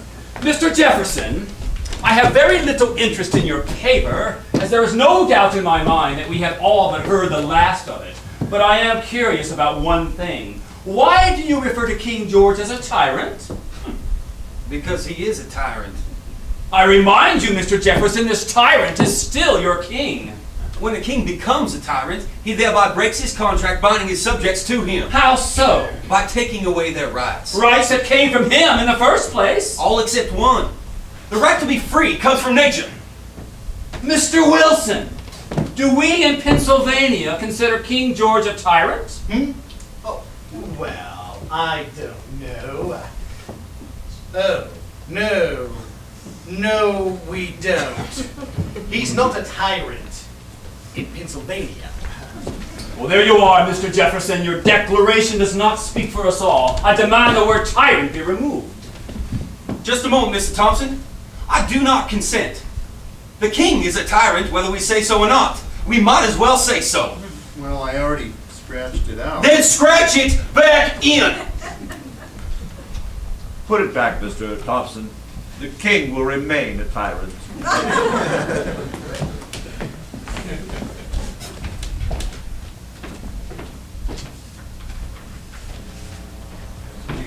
Mr. President, this is you. Mr. Jefferson, nowhere do you mention deep-sea fishing rights. Deep-sea fishing rights? When will this piddling end? We have been sitting here for 3 full days. We have endured, by my count, 85 separate changes and the removal of close to 400 words. Would you whip and beat it until you break its spirit? I tell you, this document is a masterful expression of the American mind.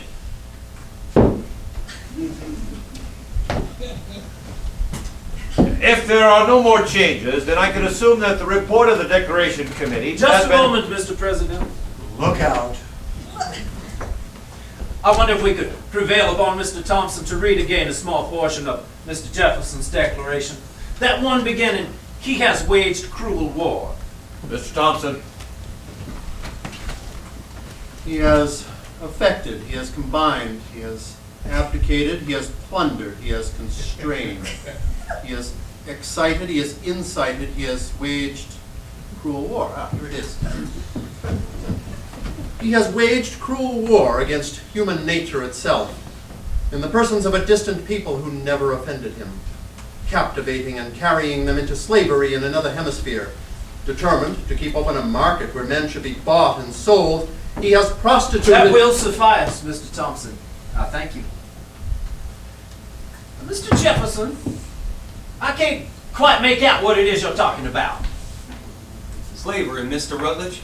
Oh, you're referring to us as slaves of the king. No, sir. I'm referring to our slaves, black slaves. Oh, black slavery. Why didn't you say so, sir? Were you trying to hide your meaning? No, sir. Or just another literary license there? If you like. I don't like at all, Mr. Jefferson. To us in South Carolina, black slavery is our peculiar institution and a cherished way of life. Nevertheless, we must abolish it. Nothing is more certainly written in the Book of Fate than that this people shall be free. I am not concerned with the Book of Fate right now, sir. I'm more concerned with what's written in your little paper there. That little paper there deals with freedom for Americans. Oh, really? Well, Mr. Adams is now calling our black slaves Americans. Are they now? They are. They're people and they're here. If there is any other requirement, I have not heard of it. They are here, yes. But they are not people, sir. They are property. No, sir. They are people who are being treated as property. I tell you, the rights of human nature are deeply wounded by this infamous practice. Then see to your own wounds, Mr. Jefferson. For you are a practitioner, are you not? I have already resolved to release my slaves, sir. Then I'm sorry, for you have also resolved the ruination of your personal economy. Economy? Always economy, Rutledge. There's more to this than a filthy purse string. It's an offense against man and God. It's a stinking business, Mr. Rutledge. A stinking business. Is it really, Mr. Hopkins? Then what is that I smell floating down from the north? Could that be the aroma of hypocrisy? For who holds the other end? of that filthy purse string, Mr. Adams. Our northern brethren are feeling a bit tender toward our slaves. They don't keep slaves, no. But they are willing to be considerable carriers of slaves to others. Well, haven't you heard, Mr. Adams? They are willing for the shilling. Yes, sir. Clink, clink.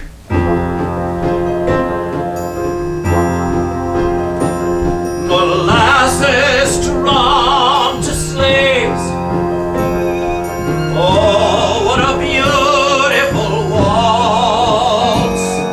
You dance with us, we dance with you in molasses and rum and slaves.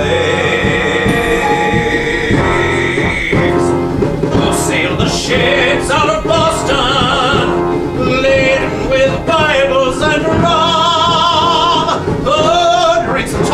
To the Ivory Coast, hail Africa, the slavers have come. New England with Bibles and rum. Then it's off with the rum and the Bibles. Take on the slaves, clink, clink. Then hail and farewell to the smell of the African coast. Molasses to rum to slaves. 'Tisn't morals, 'tis money that saves. Shall we dance to the sound of the profitable pound in molasses and rum and slaves? And you'll sail the ships out of Guinea, laden with Bibles and slaves. 'Tis Boston can boast to the West Indies coast. Jamaica, we bring what ye praise. Antigua, Barbados, we bring Bibles and slaves.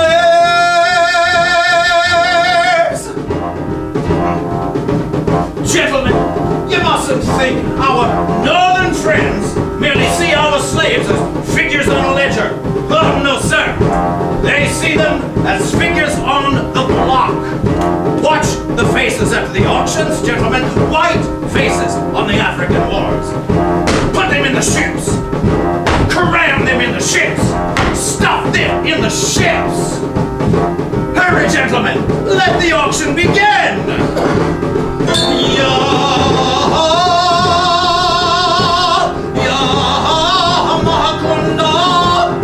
Gentlemen, do you hear? That's the cry of the auctioneer.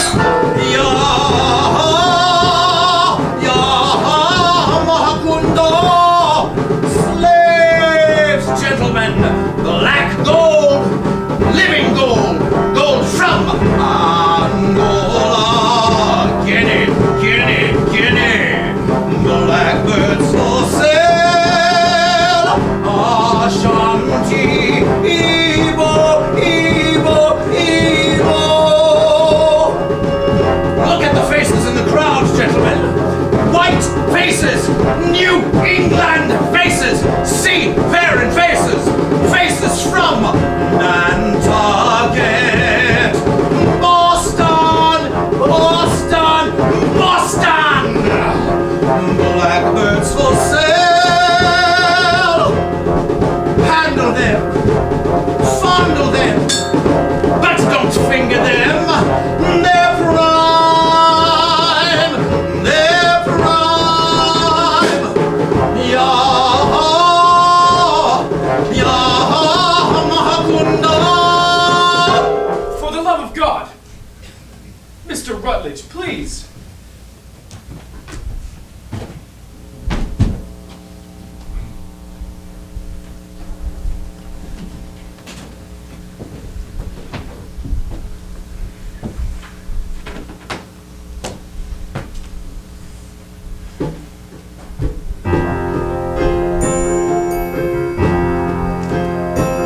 Molasses to rum to slaves who sail the ships back to Boston, laden with gold, see it gleam, whose fortunes are made in the triangle trade. Hail slavery, the New England dream. Mr. Adams, I give you a toast. Hail Boston! Hail Charleston! Who stinketh no most?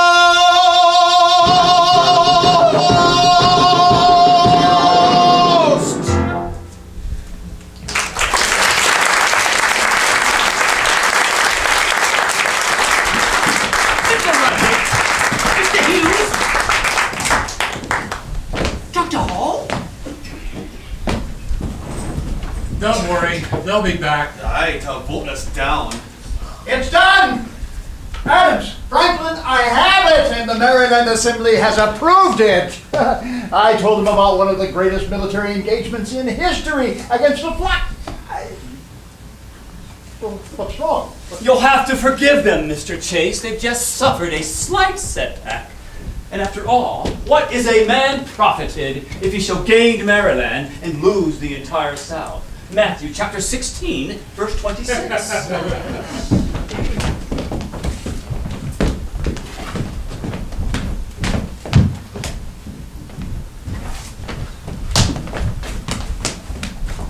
McNair!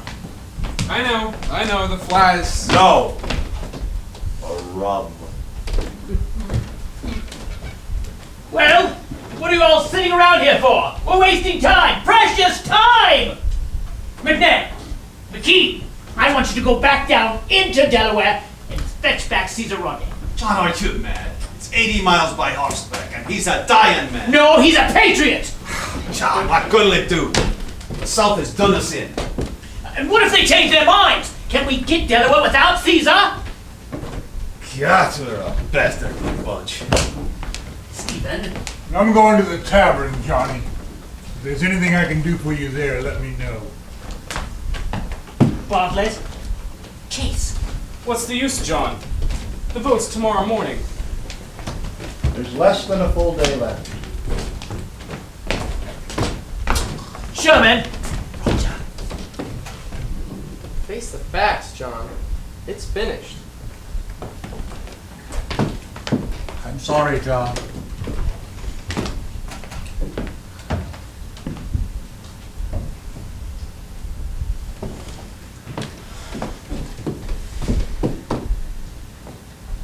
We've no other choice, John. The slavery clause has to go. Franklin, what are you saying? It's a luxury we can't afford. A luxury? 500,000 souls in chains, and Dr. Franklin calls it a luxury. Maybe you should have walked out with the South. You forget yourself, sir. I founded the first anti-slavery society on this continent. Don't quote your credentials to me. Maybe you should have them renewed. The issue here is independence. Maybe you've lost sight of that fact, but I have not. How dare you jeopardize our cause when we have come so far? These men, no matter how much we disagree with them, are not ribbon clerks to be ordered about. They are proud, accomplished men, the cream of their colonies. And whether you like it or not, they and the people they represent will be a part of this country you'd hope to create. Either start learning how to live with them or pack up and go home. But in any case, stop acting like a Boston fishwife.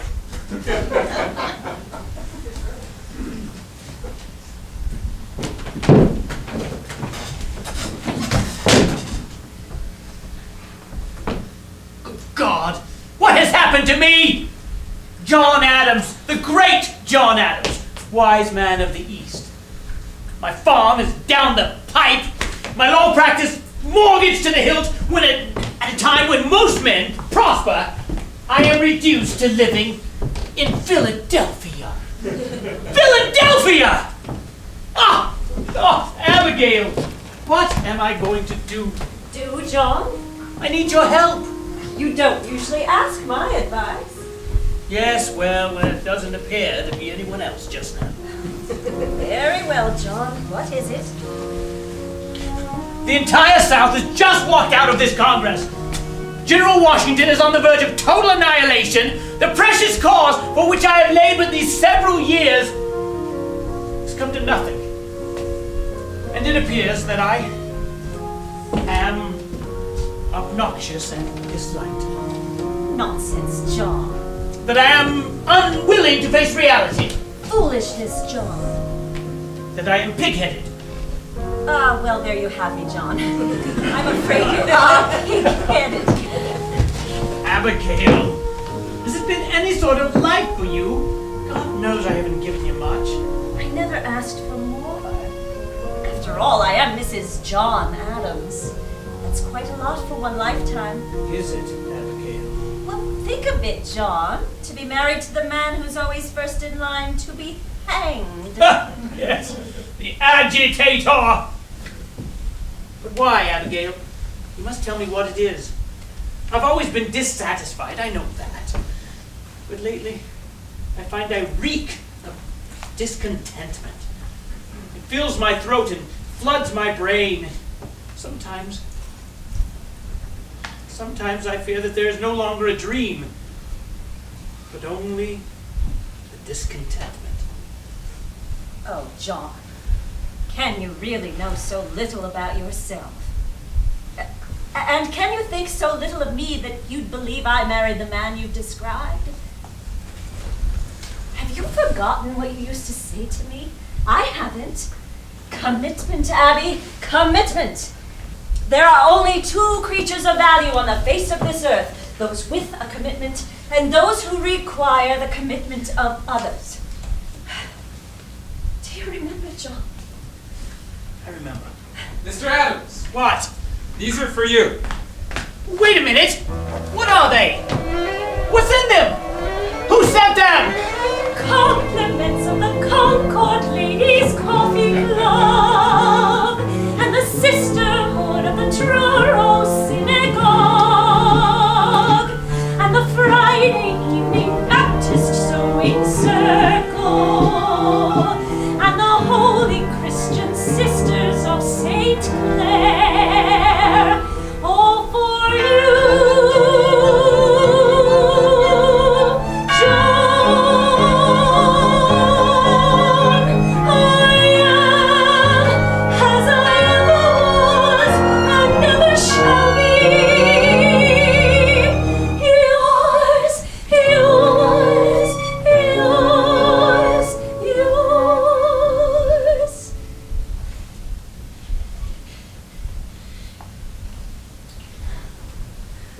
Just a moment, Abigail. What's in those cakes? Saltpeter,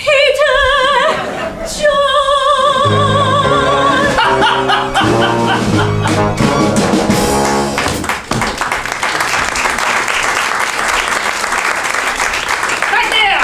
I want you to go out and buy every damned pin in Philadelphia! Pin? What sort of pin? I don't know, whatever ladies use in their sewing. And take those cakes to the armory. Quick with you, man! Jefferson, Franklin, what are you doing sitting around here? John, didn't you hear a thing I said before? There's no time for that. This is what you've got to do. John, I'm not even speaking to you. There's no time for that. We've got work to do. Time's running out. Get out of your chair. Tomorrow is here.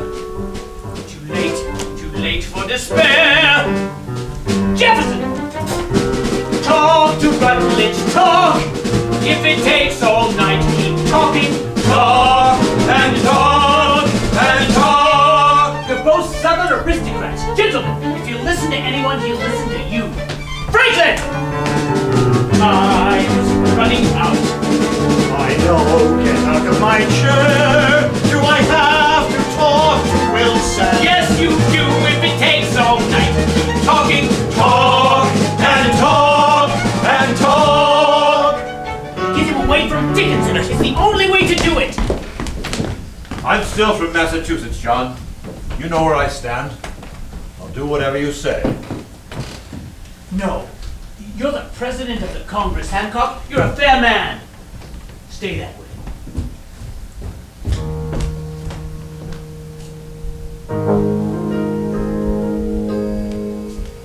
Mr. Thompson, out of curiosity, do you stand with Mr. Dickinson? Or do you stand with me? I stand with the General. Lately, I've had the oddest feeling he's been writing to me. I have been in expectation of receiving a reply on the subject of my last 15 dispatches. Is anybody there? Does anybody care? Is anybody there? Your humble and obedient.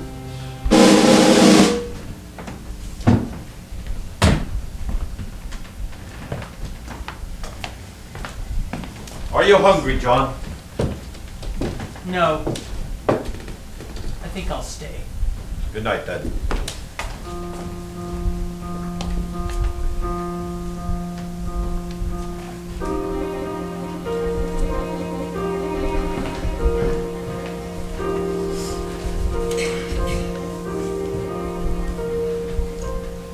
Is anybody there? Does anybody care? Does anybody see what I see?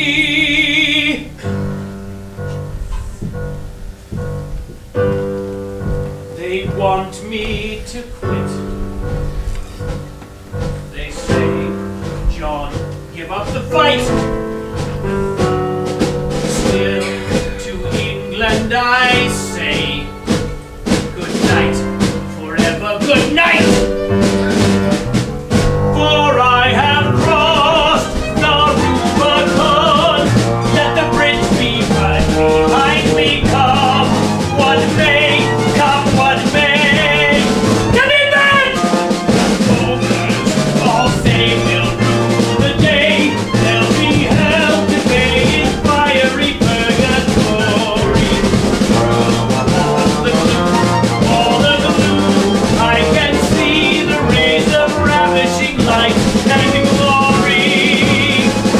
Is anybody there? Does anybody care? Does anybody see what I see? I see fireworks. I see the pageant and pomp and parade. I hear the bells ringing out. I hear the cannons roar.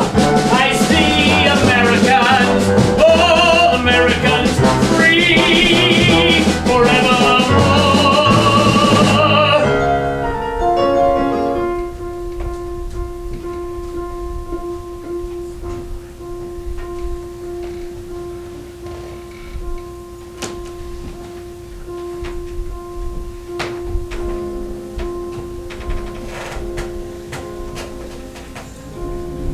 How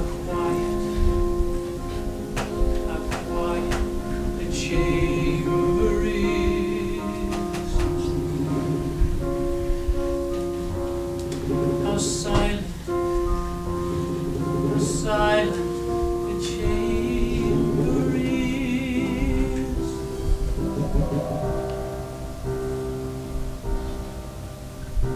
Is anybody there? Does anybody care? Does anybody see what I see? Yes, Mr. Adams, I do. Dr. Hall, I didn't realize anyone was here. I didn't mean to startle you. I couldn't sleep. In trying to resolve my dilemma, I recalled something I once read. That a representative owes the people not merely his industry, but his judgment. and he betrays them if he sacrifices it to their opinion. That was written by Edmund Burke, a member of the British Parliament.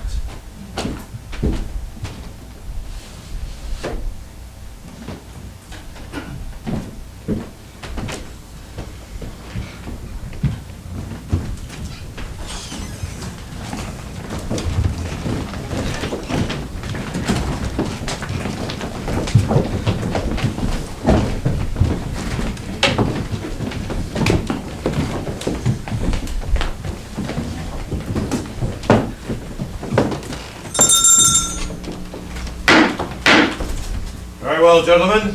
The Congress will now vote on Virginia's resolution on independence. Thank you for coming, Caesar. And God bless you, sir. A secretary will call the roll, and I would remind you, gentlemen, that a single nay vote will defeat the motion. Mr. Thompson? New Hampshire. New Hampshire says yay. New Hampshire says yay. Massachusetts. Massachusetts says yay. Massachusetts says yay. Rhode Island. Rhode Island says yay. Rhode Island says yay. Connecticut. Connecticut says yay. Connecticut says yay. New York. Mr. Secretary. New York abstains. Courteously. New York abstains. Courteously. New Jersey. New Jersey says yay. New Jersey says yay. Pennsylvania. Pennsylvania. Mr. Secretary, Pennsylvania's not ready yet. They'll come back to us later. Pennsylvania passes. Delaware. Delaware, by majority vote. Aye. Says yay. Well done, sir. Delaware says yay. Maryland. Maryland says yay. Maryland says yay. Virginia. Virginia says yay. Virginia says yay. North Carolina. North Carolina. Heels. South Carolina. South Carolina. Well, Mr. Adams? Well, Mr. Rutledge? Mr. Adams, you must believe I will do what I have promised to do.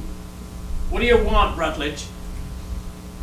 Remove your offending passage from the Declaration. If we did that, we'd be guilty of what we ourselves are rebelling against. Nevertheless, sir, remove it, or South Carolina will bury now and forever your dream of independence. John,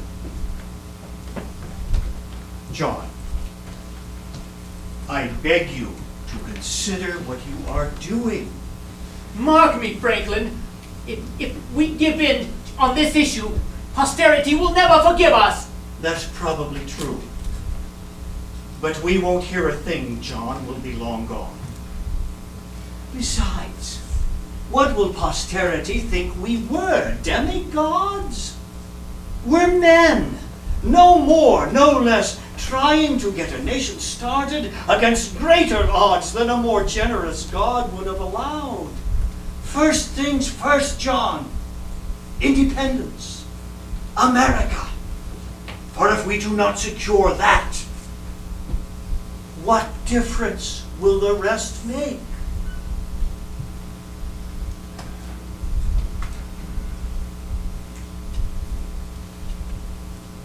Well, say something, Jefferson.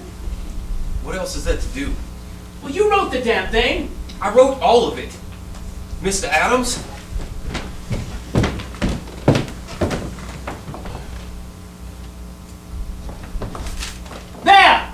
There it is, Rutledge. You have your slavery. Little good may it do you. Now vote, damn you! The fair colony of South Carolina says yay. South Carolina says yay. North Carolina says yay! North Carolina says yay. Georgia. Georgia says yay. Georgia says yay. Pennsylvania, second call. Mr. President, Pennsylvania regrets all the inconvenience that such distinguished men as Adams, Franklin, and Jefferson were put to just now. They might have kept their document intact for all the difference it would make. Mr. President, Pennsylvania... Just a moment! I ask that the delegation be polled. Dr. Franklin, don't be absurd! A poll, Mr. President, is a proper request. It is. Yes, it is. Hold the delegation, Mr. Thompson. Dr. Benjamin Franklin. Yay!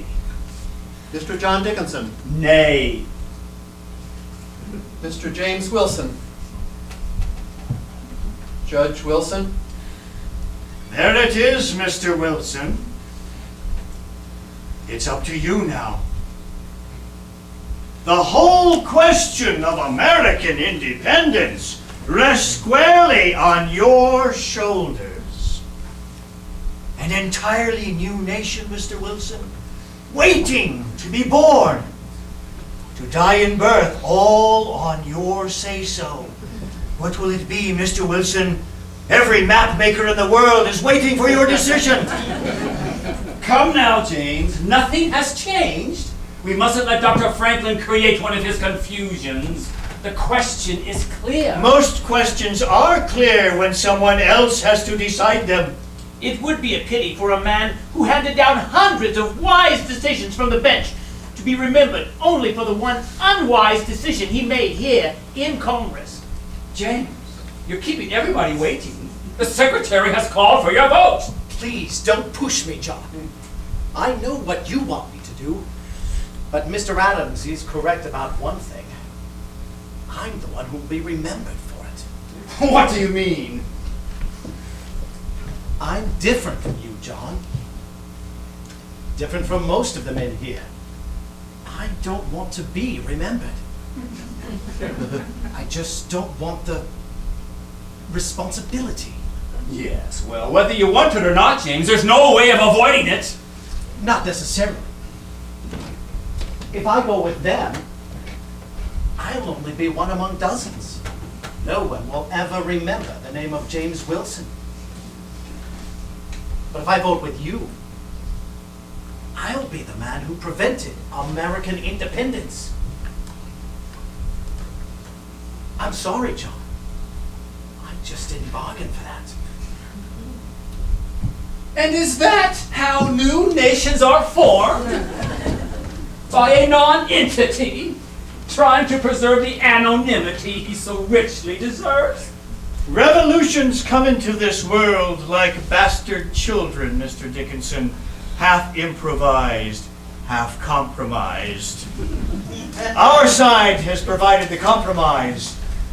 Now Judge Wilson is supplying the rest. James! I'm sorry, John. My vote is yay. Pennsylvania says yay. The vote being 12-0 with one abstention, the resolution on independence is adopted. It's done. It's done. Mr. Thompson, is the declaration ready to be signed? It is. Then I suggest we do so. And the chair further proposes, for our mutual security and protection, that no man be allowed to sit in this Congress without attaching his name to it. I'm sorry, Mr. President. I cannot, in good conscience, sign such a document. I will never stop hoping for our eventual reconciliation with England. But because I regard America no less than does Mr. Adams, I will join the army and fight in her defense, even though I believe that fight to be hopeless. Goodbye, gentlemen. Gentlemen of the Congress, I say ye, John Dickinson.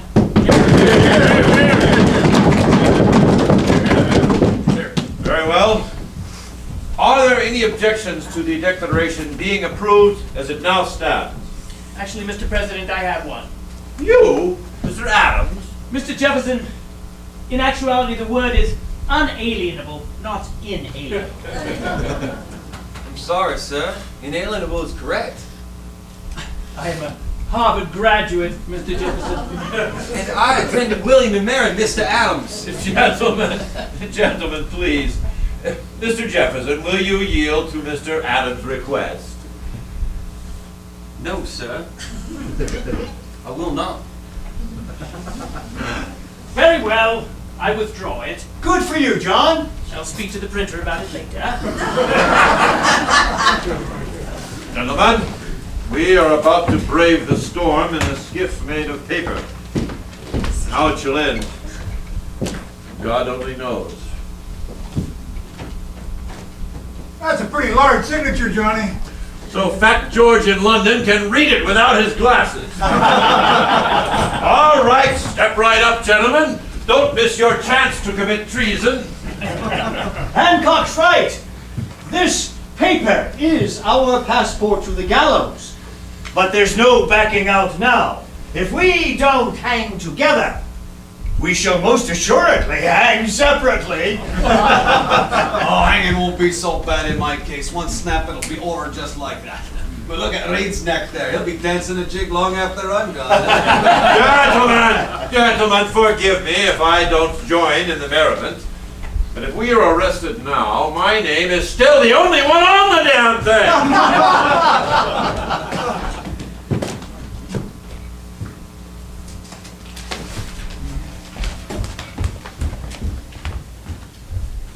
From the Commander, Army of the United Colonies, Army of the United States, in New York, dispatch number 1209.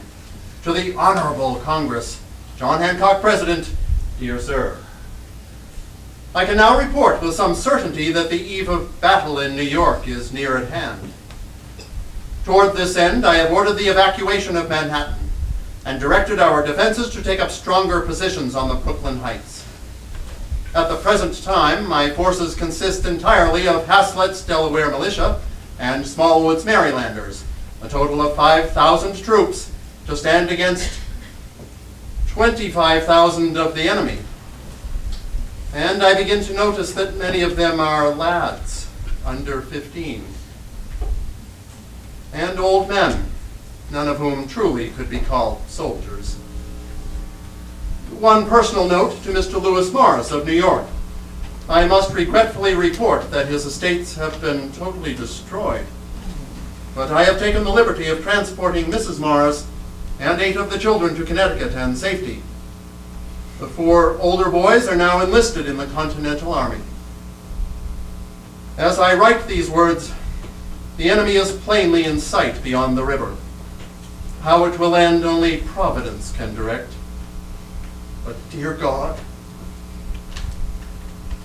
what brave men I shall lose before this business ends.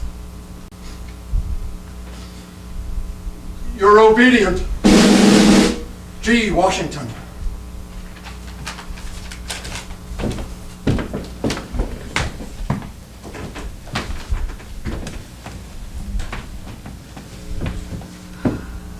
Very well, gentlemen. McNair, go ring the bell. Mr. President. Mr. Morris? The hell with New York. I will sign this document anyway. Thank you, Mr. Morris.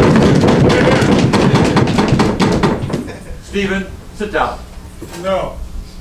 I want to remember each man's face as he signs. Very well. Mr. Thompson? New Hampshire, Dr. Josiah Bartlett. Massachusetts, Mr. John Adams. Rhode Island, Mr. Stephen Hopkins.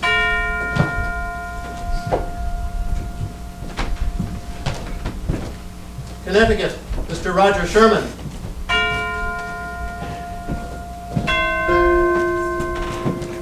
New York, Mr. Lewis Morris.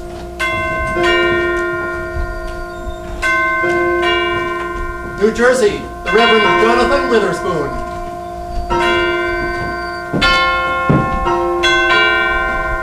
Pennsylvania, Dr. Dr. Benjamin Franklin.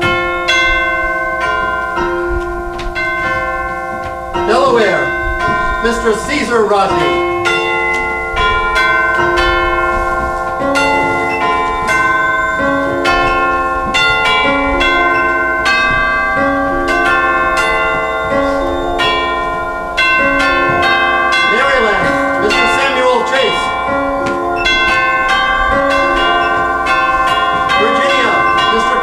Jefferson. North Carolina, Mr. Joseph Hughes.